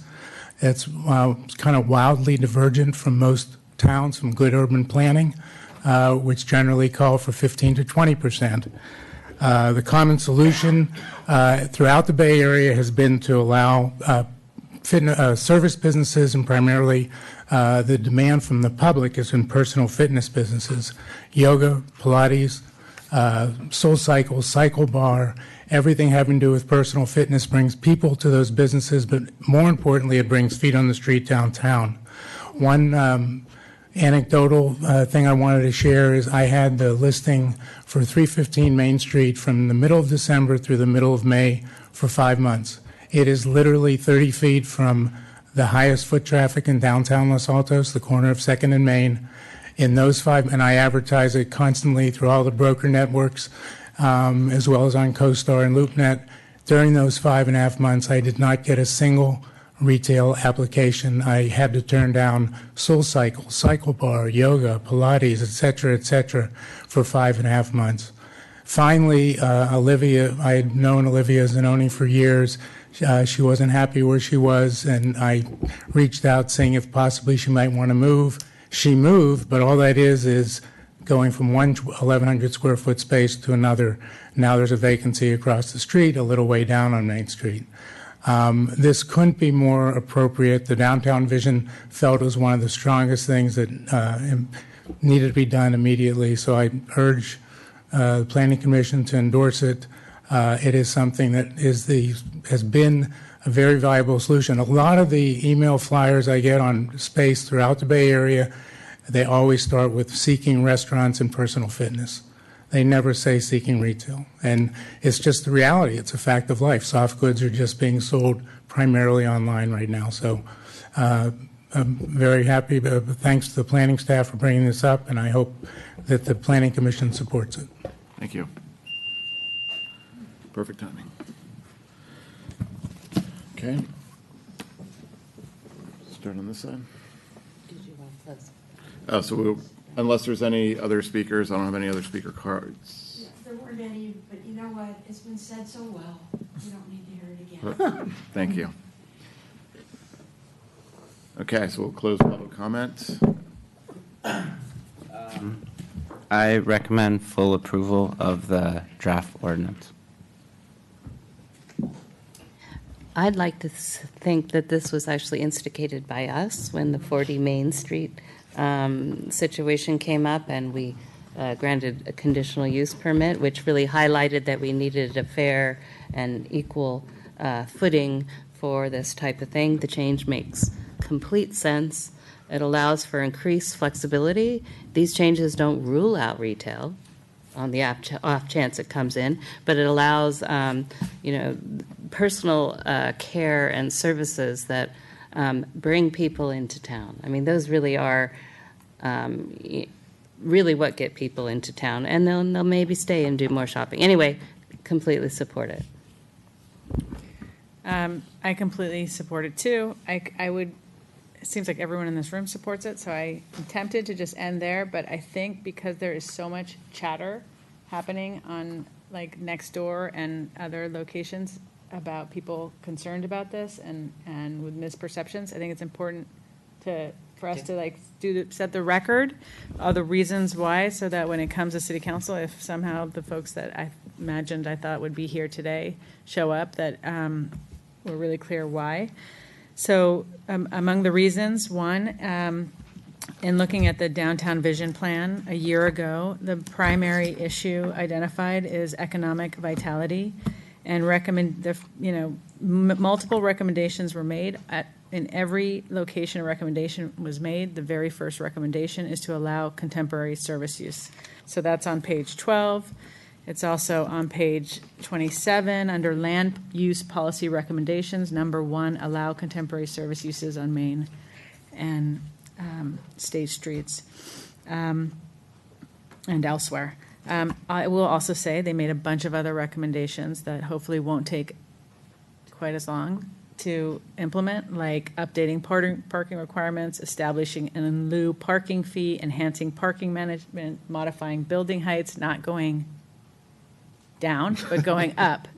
So if we are to implement this, and I think the people have spoken, and it's not the 7 of us or the folks even in this room, this was a robust community engagement process with like 30 events and an online questionnaire and a project website. So this view and vision represents hundreds, if not thousands of Los Altans. So that's number 1. It's like the path to economic vitality. Number Two, as David Rock, said, retail is evolving. If our downtown doesn't evolve to, then it will only diminish. And allowing service use will put more feet on the street. When I hear that someone like a Soul Cycle or Yoga Bar was interested in coming, I'm thinking of the dozens and dozens of people every hour that we could have had in our downtown through that use.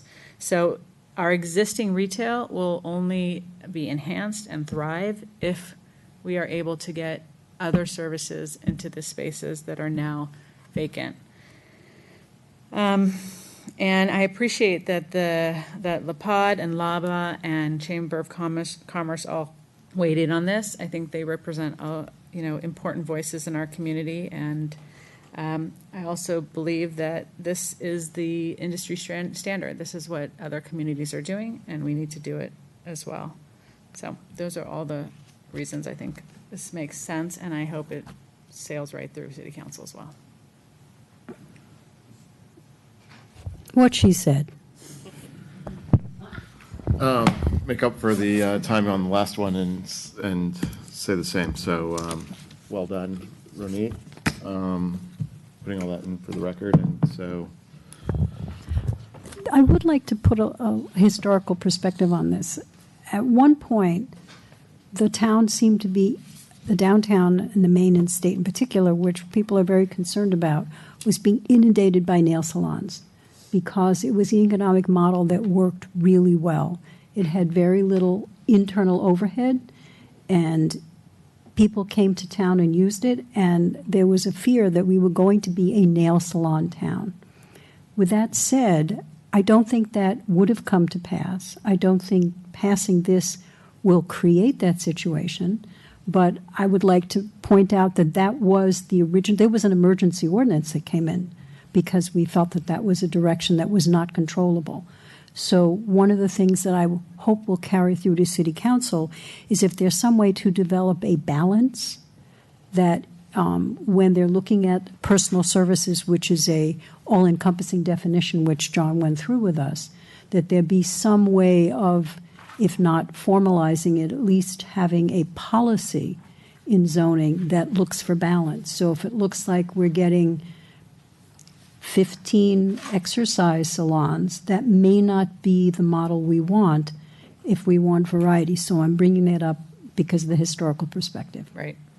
One other thing that Sally mentioned is I do think it came up a couple of years ago because of the issue of, are we allowing one tenant to do it? And Right. why does this one get Yes. the benefit? And another, I think, attribute of passing this is that it creates greater transparency. Yes.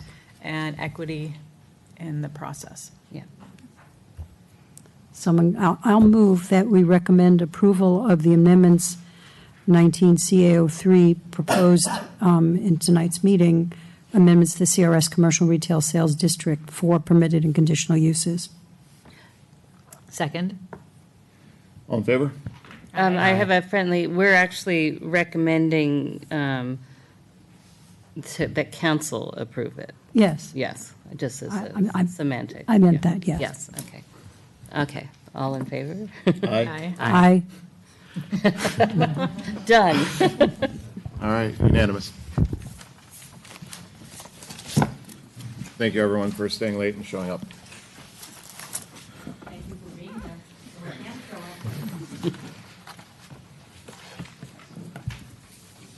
All right, John. Everyone okay powering through this, or does anyone feel like they need a break? Power through. Power through it. Perfect. Right answer.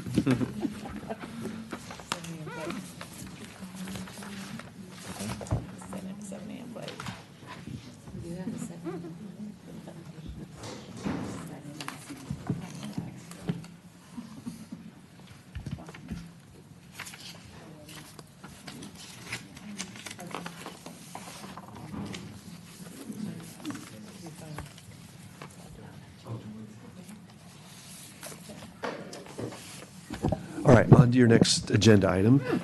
You have been looking at the floor area ratios for various zone districts in the downtown, and throughout the city. That was one of the directions by the city council.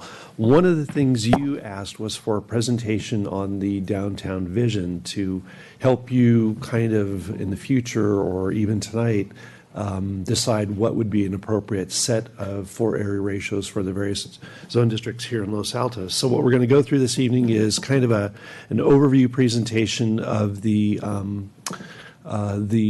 downtown vision that was adopted by the City Council back in 2018. I want to tell you a little bit about the community engagement, the direction that we got from the City Council, some refinements to the plan that occurred over the review period, and then talk a little bit about the 3D model, not in great detail because you've experienced firsthand the use of the 3D model and how useful it is for evaluating projects as they're proposed in the downtown. So there's the team that put the Los Altos downtown vision together. And then we'll jump into a summary of community engagement. We had over 40 engagement activities that were conducted throughout the downtown vision exercise. There were 26 neighborhood commission and committee meetings that included meetings at PTA, local school PTAs, Chamber of Commerce, the school district with property owners, Arts Commission, Complete Streets Commissions. We had over 8 community workshops or pop-up events. These were community-wide. We had them at the Junior Olympics on a Saturday where we really got to engage with a lot of people that we don't typically see at council meetings or planning commission meetings, and got a lot of young people involved in the process. So it was really good to get their feedback and their comments and hear from them what they wanted to see in the downtown and include it in the vision. We also attended the downtown farmers market. I think it was the first farmers market of the year that we were there from the start to the end, where we got a lot of people that were either Los Altos residents from Los Altos Hills, or people that had come to Los Altos to experience the downtown and experience the farmers market. And we heard from them what would make for a vital and vibrant downtown. So it was really good to hear their feedback and comments. Then we also did online and mailed questionnaires. For the online questionnaires, I think we received over 1,100 responses. I was looking at this is a little sick, but I was looking at a web page from another city recently where they were doing a similar exercise, and it was a larger city than Los Altos, and they had received, I think it was around 300 to 400 responses for their online questionnaire, and they were just ecstatic that they had that many people respond. So I think the citizens here did a really good job in terms of getting back to us with their feedback and their comments. So it's well above 1,500, probably closer to the range of 2,000 people that provided their input. And their comments and their feedback were included in the final product that was adopted by the City Council. You can just see here some of the photographs that we took of the downtown visions. The downtown vision exercises. We had coloring for the little ones. We had events at the Veterans Park. Again, there at the Special Olympics or Junior Olympics at the high school on a Saturday. A lot of exercises were included in the reach outs to the citizens in the community to get from them what they wanted to see in the downtown in terms of uses and where they wanted to see uses and improvements in the downtown. So it was a really good exercise, all culminating in a big workshop event where people were able to participate one last time and sort of finalize what the overall outlook or form of the downtown vision would be. So the key topics that we received direction on from the City Council were to expand on the changing nature and economics for the downtown. As you heard this evening, there's an ongoing change in the business climate out there, retail climate in particular, and we're seeing a very, very, I think, upward trend in terms of the types of businesses that are opening up in small commercial spaces in downtowns like that of Los Altos. They were looking for further ways to address and embrace the existing eclectic massing and forms of downtown structures. They wanted to investigate floor area ratio incentives, requirements for areas outside of Main Street and State Street. And then they wanted to clarify a First Street ground level setback. Wanted to look into shuttles and trolleys and opportunities for alternative transportation to and from the downtown. Look also into a pedestrian bridge graphic that would allow people, especially from the Civic Center corridor here on the east side of San Antonio Road, over to the downtown core. Look at adjusting the phasing of First Street streetscape plan. You know that the north side, or the north of Main Street side of First Street has been completed. We need to go on and complete the south side of First Street. Redo a 3D model, and you've seen that as I mentioned earlier, and then include graphics and text within the document to display what it was that the community was envisioning for the downtown. Based on that feedback and those discussions, we did include a chapter regarding the changing nature of the downtown, and it had to deal mainly with the economics. So I think your recommendation of the CRS zoning changes was a large step towards addressing the changes in the economic nature and climate of the downtown, or downtowns in general. We also include discussions on creating a sense of place, alternate land uses and opportunity sites, flexibility for the built environment, contemporary land use, and parking policies. To address eclectic massing and form, we added a discussion in Chapter 5 that broke down a building and showed the kind of typical sort of width of buildings, that kind of the grain of the downtown. There's that kind of consistent 25-foot spacing of properties in the downtown.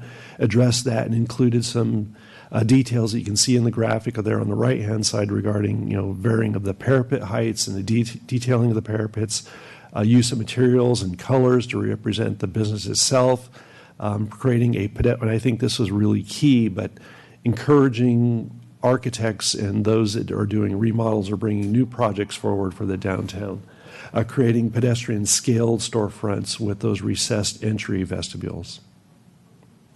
There was a discussion on the built-in environment for Chapter 5, talking about the use of floor area ratios as a tool.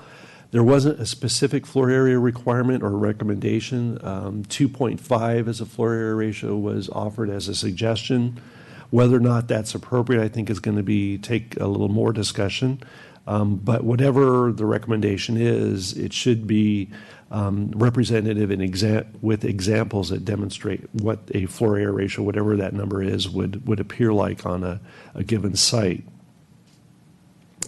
Again, with Chapter 5 talked about the community concerns we'd heard about the canyon effects, buildings being constructed too close to those front property lines. So there was a number of recommendations requiring that the upper levels of buildings be pulled back from the first levels, as you can see in this illustration, and then maintaining that 10-foot width along the front setbacks to enhance the pedestrian experience as people go up and down and use the streets in the downtown of Los Altos.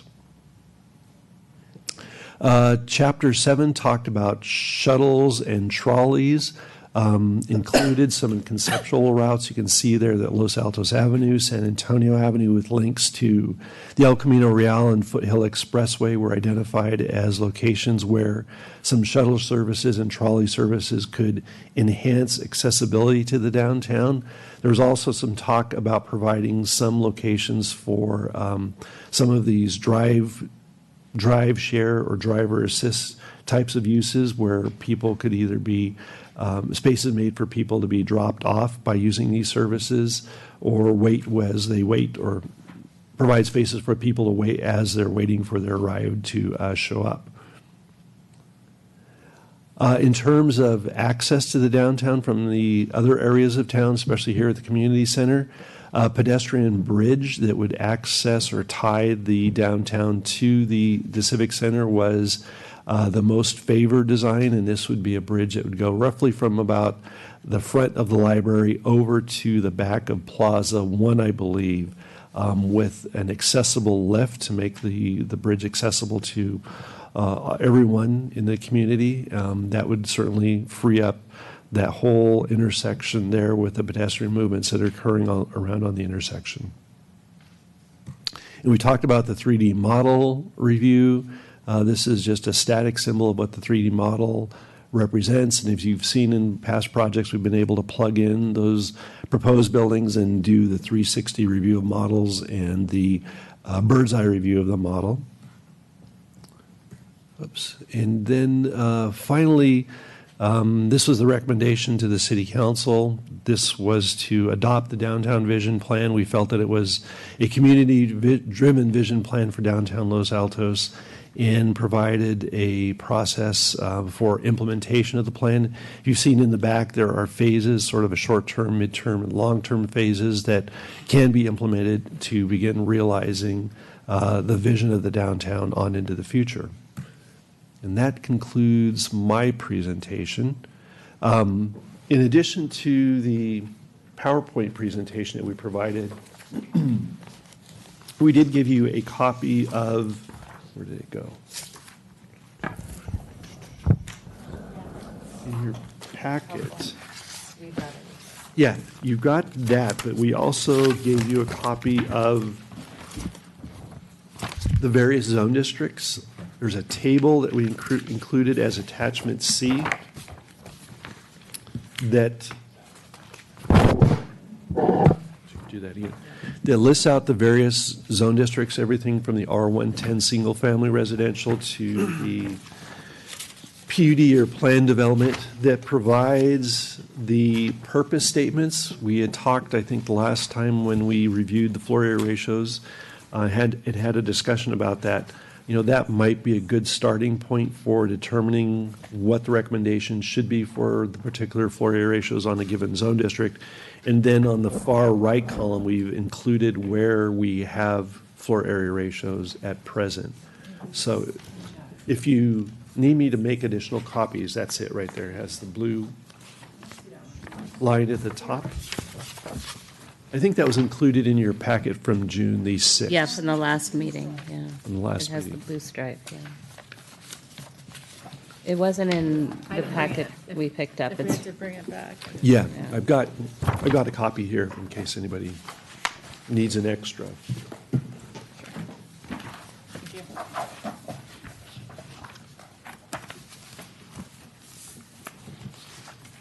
So now the task is, what do we make in terms of recommendations regarding floor area ratios? Everybody have a copy of that table? Yeah.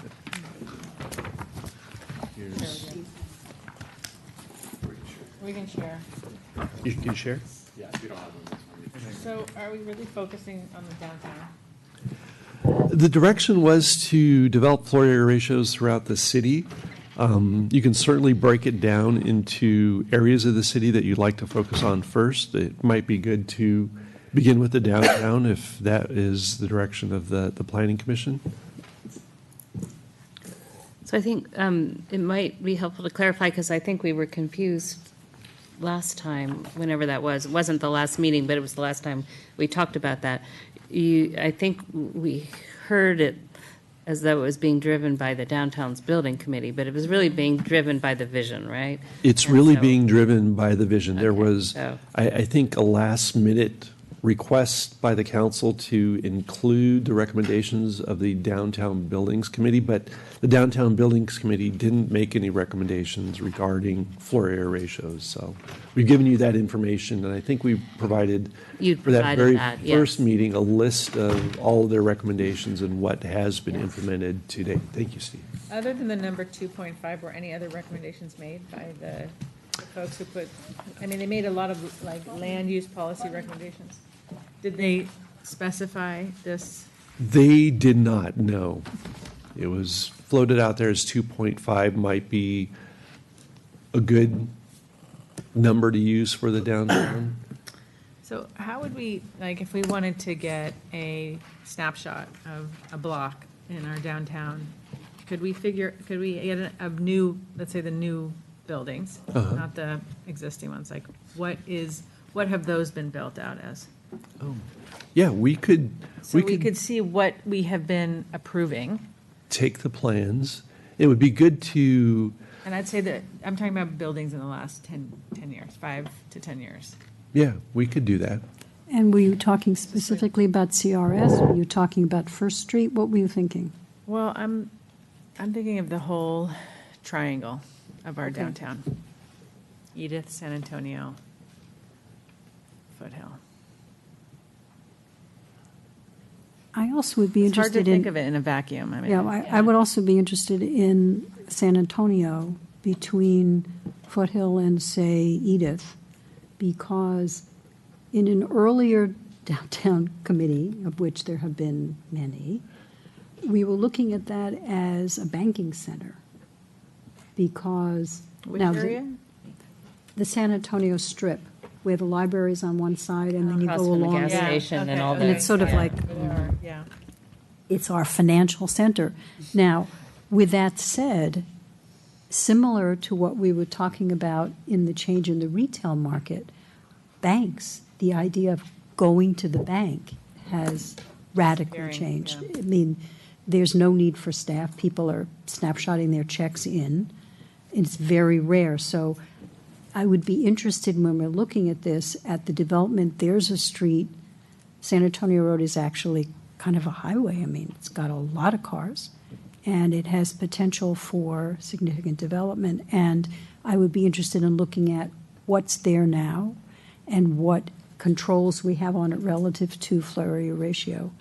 If we're looking at the downtown triangle, as just as you were saying, Ronit, I think we can't look at it in a vacuum. I think we should look a little further.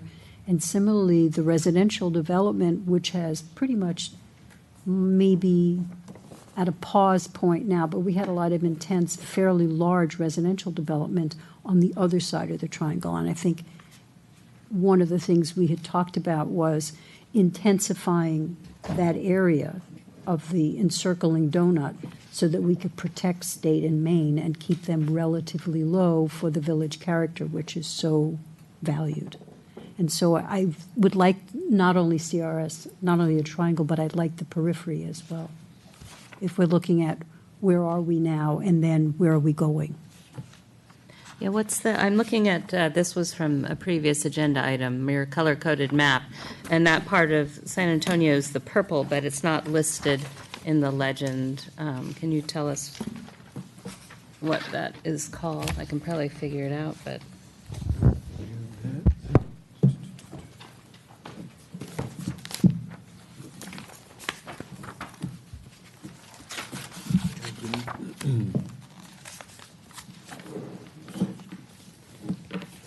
That,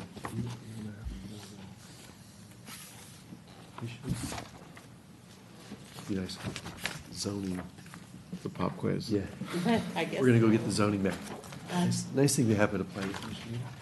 Okay, so this was partial for the discussion that we had, Yeah, but not not inclusive of this one. Okay, all right. Not all the zone districts using that particular map. It'll just take us a second. Steve's getting his aerobics exercise.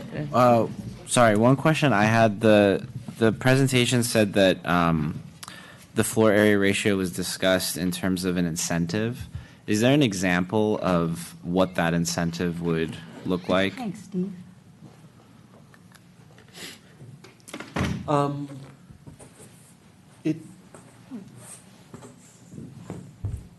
The incentive, I guess, would be additional floor area, kind of like additional height that an applicant is getting right now for a development. So in exchange for a public space in the building or more density, or is it kind of up in the air in terms of what the exchange is? It's at the discretion of the city council to determine whether or not the public benefit warrants the incentive that's being requested. And I think that's been a little bit of the push and pull. There's some incentives that have been granted in response to some public benefits, but then there's people that say, well, that wasn't much of a public benefit for the incentive that the applicant got. So maybe looking at something that provides a little more clarity and equity across requests would be something to consider or take up. So is it? Back to your question about. Yeah, okay. Say that again?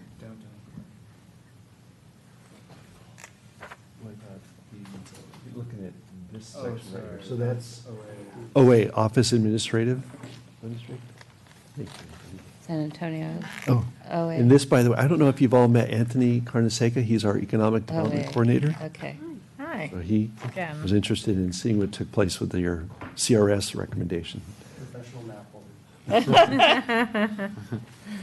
Okay. So, is the vision that the FAR could be used as a tool on top of zoning to provide a basis for exceptions? Or we're not, I assume we're not proposing throwing out current zoning? No, you would not be throwing out current zoning. It was thought that by introducing a floor area ratio, you would get a better articulation of buildings because architects would be limited in the square footage that they could mold to develop the building and develop the space. So, you know, it's not a cure-all. I think the best application of floor area ratios have been with some other types of zoning standards, such as if you're trying to achieve smaller looking upper levels of buildings, you could require that there be lower plate heights, or you exclude certain areas of that building from being counted towards floor area ratios if it's has a lower ceiling height, or you might do things that encourage a developer or an architect to introduce things such as dormers or balconies or greater setbacks. So I think at one point we had asked for examples maybe of that kind of zoning where it was incorporated. So because if it's a useful tool, then there must be examples of it. And I did have some feedback from various community members about this thing, that it would be a useful tool in terms of maybe achieving less bulk if there was latitude in the height. Right, if you only limit. Right. Again, I think from what I understand, thought's gone back and forth on that, because otherwise you get the wedding cake tier effect, which You know, on a certain level, it's like a balloon. If you squeeze in one place, it's going to go out in another. I think John's point is addressing that, which is it is not the single tool that's going to be the cure-all. Right. It could be something that with other controls or opportunities, if you can work within the floor area ratio and you want to minimize bulk, what do you do? I mean, we've been struggling with this for a long time because that's Right. where we went to form-based zoning, where we felt that the discretionary choices aesthetically would allow the commission to provide controls, and somehow that didn't do it either. So I'm not sure there's the But it floor would- ratio is a hard number. Yeah. That's the limit, and people will build to it. And we learned this in the residential development. If you say that you can go within this daylight plane, every building looked like it was filling the daylight plane. And so that, I think, is where John's point is very well taken. Right. But is there a tiered approach where you can say, you know, here's the zoning, and then there may be a way to trigger the FAR, which would loosen the height, request, but that triggers this other, but that sounds so complicated.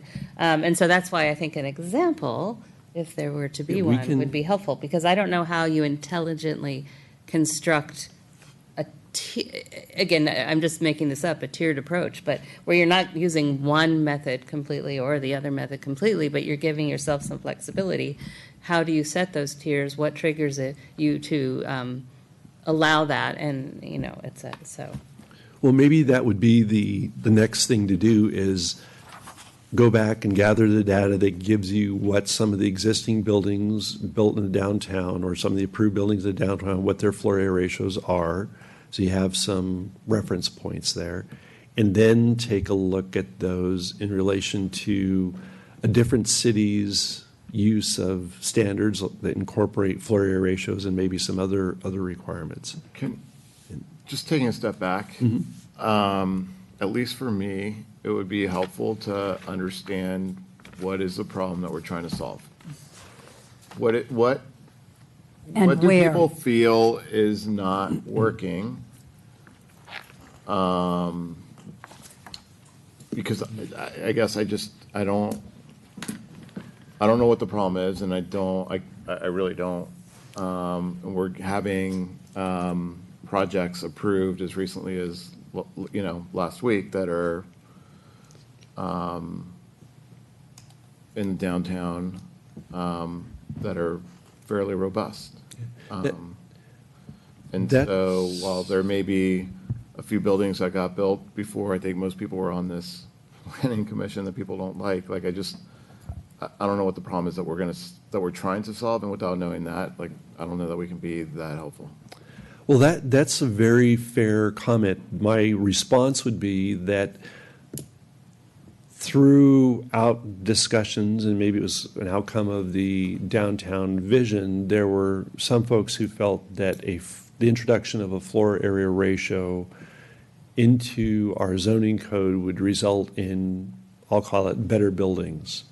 Whether or not that's the case, I can't say for certain, because you can certainly have a floor area ratio by itself and still result in terrible looking buildings. It's not necessarily the zoning codes and the zoning standards that result in good buildings. It's the skills of the architect that comes forward with the initial concept, and then the skills of folks like yourselves who review those and make determinations onto whether or not that building is an appropriate fit for the location that it's proposed.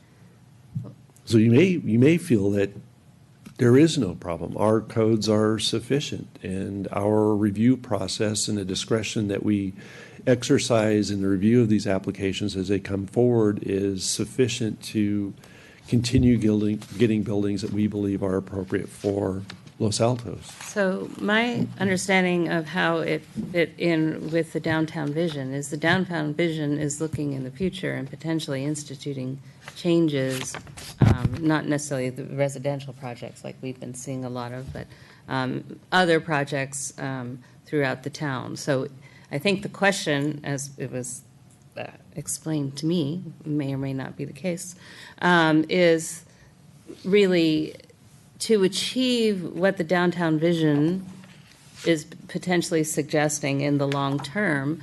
Does our current zoning work, or do we need to institute an approach that allows some different flexibility? Because right now, again, I remember in the planning stage, there were different scenarios about where, three-story buildings could be, and the number of those that went throughout. Well, does our current zoning enable us to even achieve whatever the goals might be of the vision? Now, I don't have an answer to that, but that was some input I had. And if we're, again, and it depends on what aspect of it we're looking at, right? But if you're looking at what most people seem to be concerned about of Maine and state, right? I mean, you've got 0 lot lines. And you've got Everybody should buildings. turn to page 33. Thank you. Yeah, that's the page I was just on. Yeah. I think this is what Yes. This is what people fear or want, depending on which side of the coin you're on. Because this is the heart of the downtown. This is the most active economic corner we have. And if the lower picture is to happen, that's where the floor area ratio may kick in. Exactly. But that's not floor area ratio, that's just building height. But you don't can't know. achieve it So necessarily. if you look at the left, I don't- page 32, it says, in areas of downtown, such as the First Street or San Antonio Road districts, use of a floor area ratio in conjunction with height limitations, setbacks, massing, and articulation may be an additional Well, tool. So if- using it, Sorry. if we pursue this 2.5, it only works if we also follow their recommendations on height, which say, Exactly. on Main and State is 35 and elsewhere is 40 or 45. Yeah. So Like if the FAR was 1.5 or 1.75, you wouldn't have that building on the Exactly. bottom. It would If be it was- stepped back a little bit. And if it was But if it's 2.5, it'd 2 be a or lot bigger. above, Yeah, it it's might like- even be bigger. I agree completely. That's why I opened this page up. That, I think, is what the answer is to Alex's question, which is, what's the problem that we're trying to solve? But that's a good point, because I think that this street, I think, is a place where FAR would need to have a discussion. But the projects that we're looking at, like the project we just looked at tonight, that I don't know if we need to have that discussion. But if we say, I think people will, like what you were saying about, well, people will build, if you say 2.5, every building's going to be 2. Absolutely. And a third half. If you say 2, it will be big boxes. And if you say 1.75, they're all going to look. Well, this they're- can't they even will be happen, built right? to Because them. you got windows at lot line, like at property lot lines, like that's, so you're also. But It's weird that that's, they would I show guess, this the as an- point is, if this vision, well, the vision has been adopted, is it achievable? And if not, what changes should be made and how to best make them? There are a lot of recommendations Yes. on things that we need to do to make this vision happen, and changing the FAR is not on the top list of 6 recommendations. So I feel like if we really want to move this vision forward, we should be making recommendations on some of these, like we just did the contemporary services, that's check. There's 5 others, and they all relate to, many of them, parking and height. So those should be front and center. If the goal is really to achieve this, then that should be our focus, and not, let's go down a rabbit hole on FAR. Agreed. Sorry, one thing that I'll just say, one place that I've seen it kind of be effective is in mixed-use buildings. So having a percentage of the FAR dedicated to, if it's, residential, then the ground floor is commercial, but obviously that's not really happening a lot in Los Altos right now, but I just thought I'd throw that out there, that the mixed use, I've seen FAR as an interesting tool to combine different uses. But again, I don't see a lot of mixed use coming to us. At this moment. At this moment, yeah. So, I'm going to look through this. Is there's a map on page 17, John, this is the vision? And are there, when you look at this page 17, if that's the right page to look at, what are the changes there versus what we have now? What policy changes do we have to make? Well, yeah, or what is different in this vision that would then motivate policy changes? Yeah. Well, you're looking at a number of things in this kind of overall vision concept. If you look at number 1, it provides for affordable housing that would be over parking. If you can see there on the kind of the upper portion of the map, Plaza 8, that would be a location for affordable housing. 2, which is, I think, Plaza 2, there's a call for underground parking structure there. Almost got that. 3, and then if you almost look got over also along San Antonio Plaza, is that Plaza 1, or am I getting my numbers? Anyway, if you look at San Antonio, you'll see another 2, so that's another location for underground parking. And you'll see the Central Plaza on Public Parking Plaza number 5, that's indicated by the number 3 there. So that spine of green. parking spaces now would become a spine of green and open space, connecting the back sides of those buildings with frontages on State and Main Street and kind of activating the back of those buildings. Downtown number 4, another downtown plaza there in plaza number, Isn't that the costume bank, that one? pardon me? Number 4 is adjacent to the old costume bank? Yes, both there and then adjacent to First Street as well. So kind of a connector to the first conceived Public Plaza, which would be on Parking Plaza 5 there, number 3. Number 6, which is there off of First Street, near the intersection of First and Main Street. That's an above-ground parking structure wrapped with office or commercial on the ground floor. That was You the can one see- that one of the city council people said would never happen as long as that city council person was at the dais. I mean, I wonder if a better strategy is for us to say to city council, okay, of these suggestions on page 12, or, there's some recommendations. On page 27, land use policy recommendations. On page 34, related to height, and on 64, relating to parking. Would they like us, if the intention is to move this vision forward, what can we tackle first? And, what third rail do they want us to throw our bodies on first? Building height or parking? Because until we start tackling those, we are not going to see this vision. And it's And kind FAR of, So we doesn't can really go advance down, we the- can, Maybe chatter yeah. about FAR, but that's not going to get this done. And we're a year, it's August, it's July. This was adopted August 2018.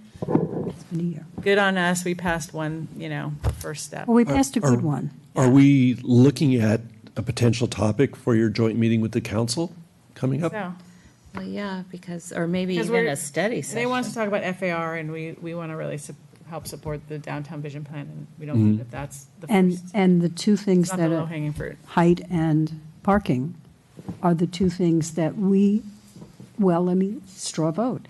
It appears there are at least two of us who feel that parking and building height are the two issues which will have the greatest effect in pushing the vision forward.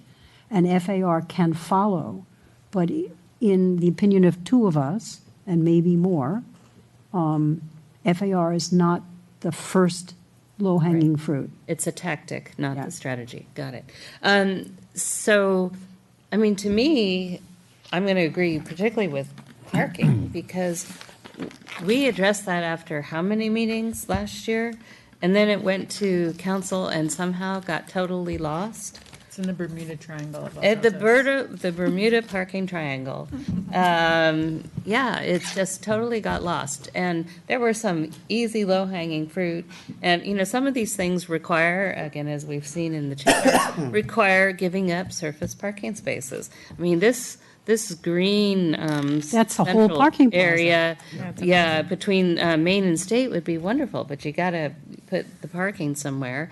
And so why...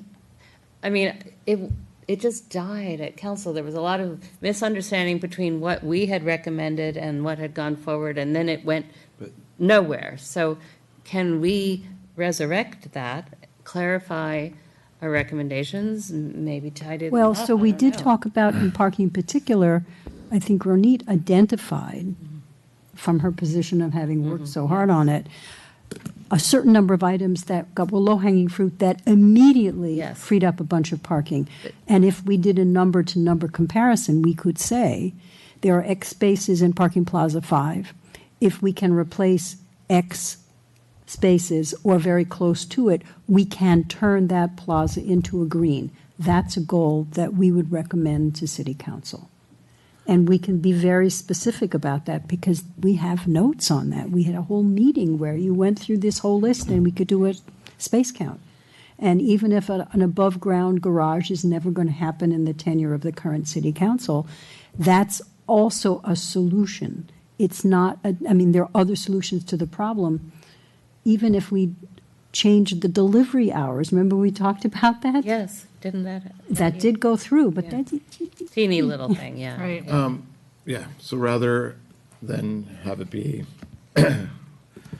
us versus council, just in terms of answering the question and providing guidance, it seems like our recommendation would be having staff and us spend time on if it is to advance the downtown visioning plan. Again, correct me if I'm wrong, but it seems like the voice of this body is to say that we don't feel like it is the best use of our time or staff's time to chase FAR, but that we go actually through the list that's in the downtown vision plan, prioritized by them to tackle those to enable that downtown vision to happen.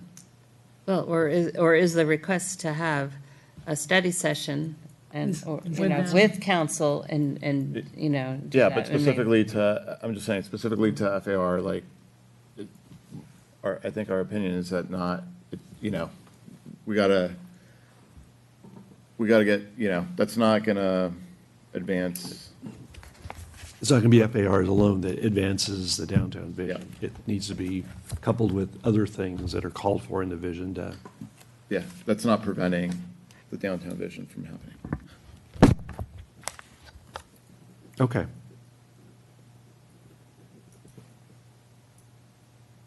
You need anything more than that? Let me think about it a little bit and come back to you with maybe some language we can use to carry it forward.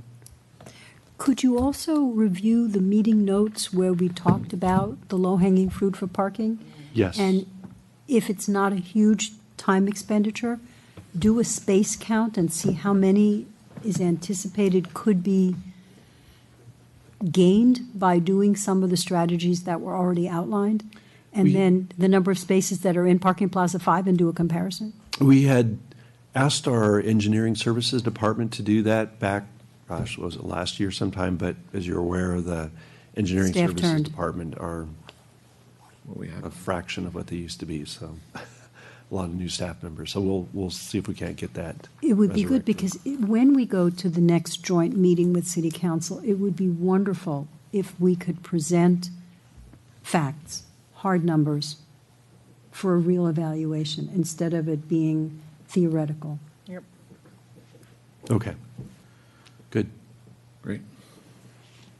Thanks for this. This was helpful. This was to see. superb. I really appreciate it. Notice all the Yes, tabs. that's a good thing. Yes. Okay. So we don't have a commissioner report because who assigned the new commissioner who isn't here to go to the last City Council meeting? Before they even attended the planning Yeah. commission meeting. Okay. So no reports, any comments? I have a question comment, which is, what is going in the old Linden Tree building on State Street across from the Costume Bank? What is going on under that construction? Did that come through when I was on vacation? You're talking about 170 State Street? Yeah. I think it's a remodel, no? They are in Remodel? the- Have you looked behind the I screen? have. They are in the process of a substantial building rehabilitation that will result in the space being converted into some restaurants and a sort of food court concept, like there are, I think it's called the Oxbow Market in Napa is one example. There's another example in Yummy. Santa Barbara off of, not directly on State Street. I forget the name of the theater, but it's kind of adjacent to the theater off of State Street. Then there are a couple, one similar to this is being proposed in San Luis Obispo. So it's a variety of food concepts with some unique features. On the To first the- and second story or just first story?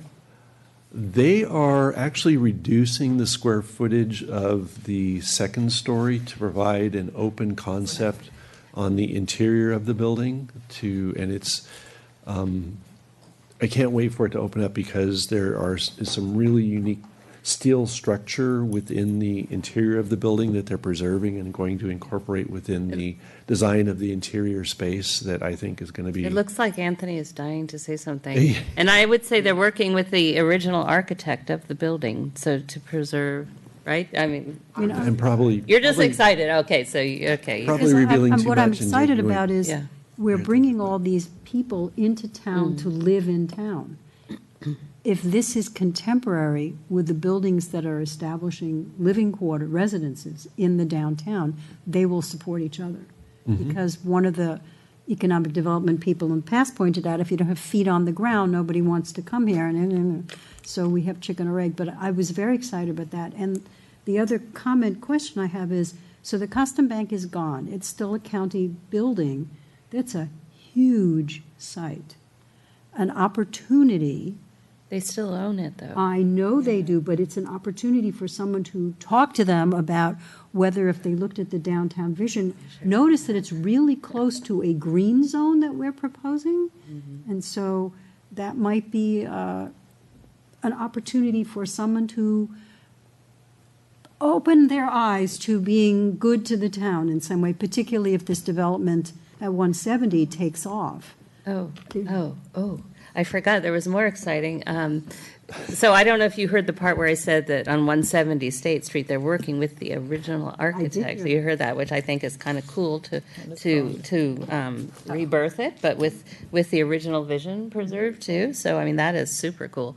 And I haven't been by, maybe it's done now, but Bumble, they're making a park there anyway, even though, you know. There's nothing there yet. There's a large hole and a lot of No, dirt, Bumble's but- staying, and then No, they're but taking adjacent down to the, it. the Area proper- 151. Yeah, It's gone. and they're Not, they're making, taking, it's gone. There's Yes. nothing there but dirt and and so hole. that's going to be a park, even though we don't deserve it. And even though we didn't get I underground mean, water we there. deserve it, but. Thank you. And the other thing for comment is I would like to point out that my mother would say it's very good manners if people are not going to attend a planning commission meeting. They should tell the chair, they Correct. should tell John, they should tell Yvonne. There should be some policy. I didn't see it in the commission handbook, but I wish to how there had been a line that said, please inform staff, because it's not fair to them if there's an item coming that requires a big concentrated effort to have a minimum quorum. And so I reiterate, please be courteous, folks. Potential future agenda items, anyone? Is the new commissioner on emails? I mean, I have had my own email issues, but have you guys seen the name on, like, does the new commissioner On our know Los that Altos we have email? a meeting and? I'm not 100% certain. I haven't been able to connect with him yet and set up a kind of orientation with him. I'm hoping to do that next week. Okay. So I don't think it's any fault of his. He's not here this evening. So future agenda items, your next meeting is on August the 1st, and you have another study session. This is a multifamily residential project with 15 units at 376 First Street. And then you have a design review application, conditional use permit, and a subdivision application for another 5-story multifamily building with 21 units at 4898 El Camino Real.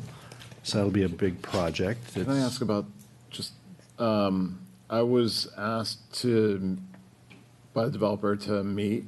Do we need to have someone from planning staff there to, like, what is the protocol for meeting? It's up to the individual commissioner. If you feel comfortable having a planning staff member present when you meet with the developer, we're certainly free and available to do that. I know there are some commissioners who appreciate that. I just think it's good business, because if you have two people in a room and you each go away, the other one says, this is what I thought you said, and the other one says, this is what I heard. When you have a staff member, there's a record.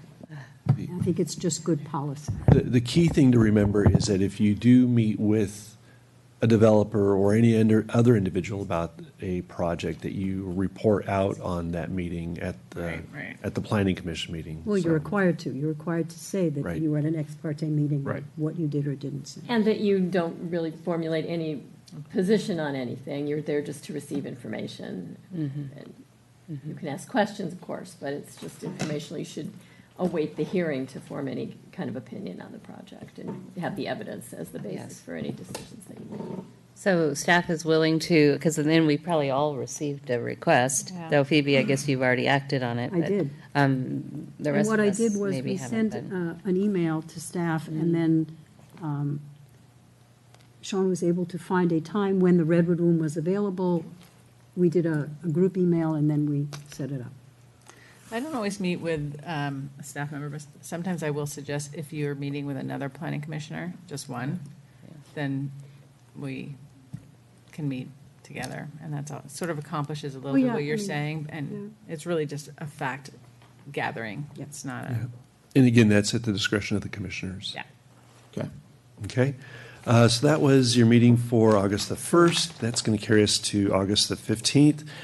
We have tentatively a project at 999 Fremont that you've seen before in a study session. This is Mr. Bunker's project in Loyola Corners. Didn't we come approved. to approve that one? It was just a Just a workshop study? study session where you gave him Oh. feedback, but Oh. it's taken a little bit to get him to this point, but we're hoping and remain optimistic that that will remain on your agenda for August the 15th. August the 27th, just to give you an idea of what the city council's considering on that date, we have the R3-4.5 multifamily zone district recommendations that you've made going to the council. And with your recommendations this evening on the CRS zone district use changes, we're carrying that to council for them to consider on August the 27th. And then John? Yes. That one, is there someone scheduled that can maybe be there in person? Because that one was kind of a tricky topic. I think maybe having one of us. Who is Tuesday. August the 27th, that is Planning Commission member Bodnar slated to be at Are you in town? that council meeting.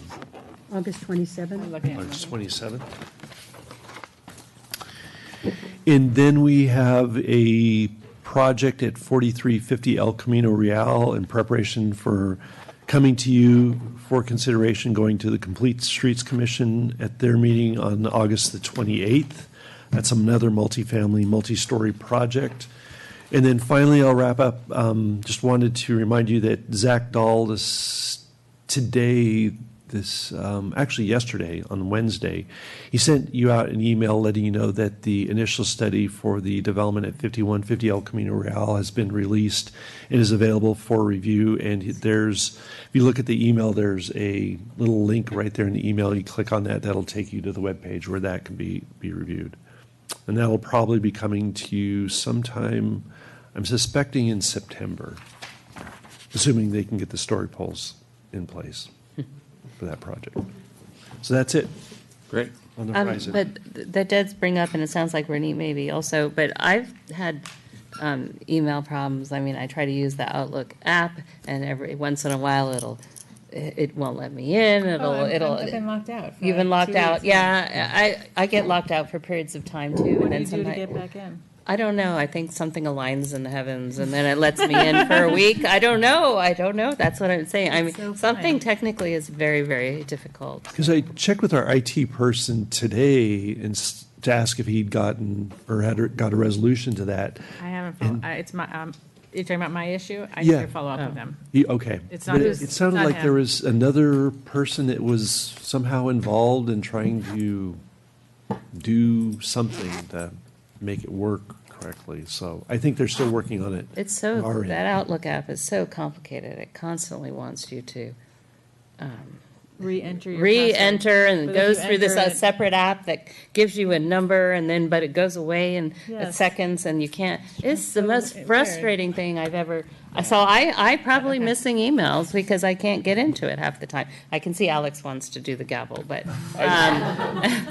but it's really difficult if you can't get your Trying email. to keep my record of All minimum right. meetings beyond 10. All right, Right. Whew, let's do it. go ahead. All right. Boom. Hammer time.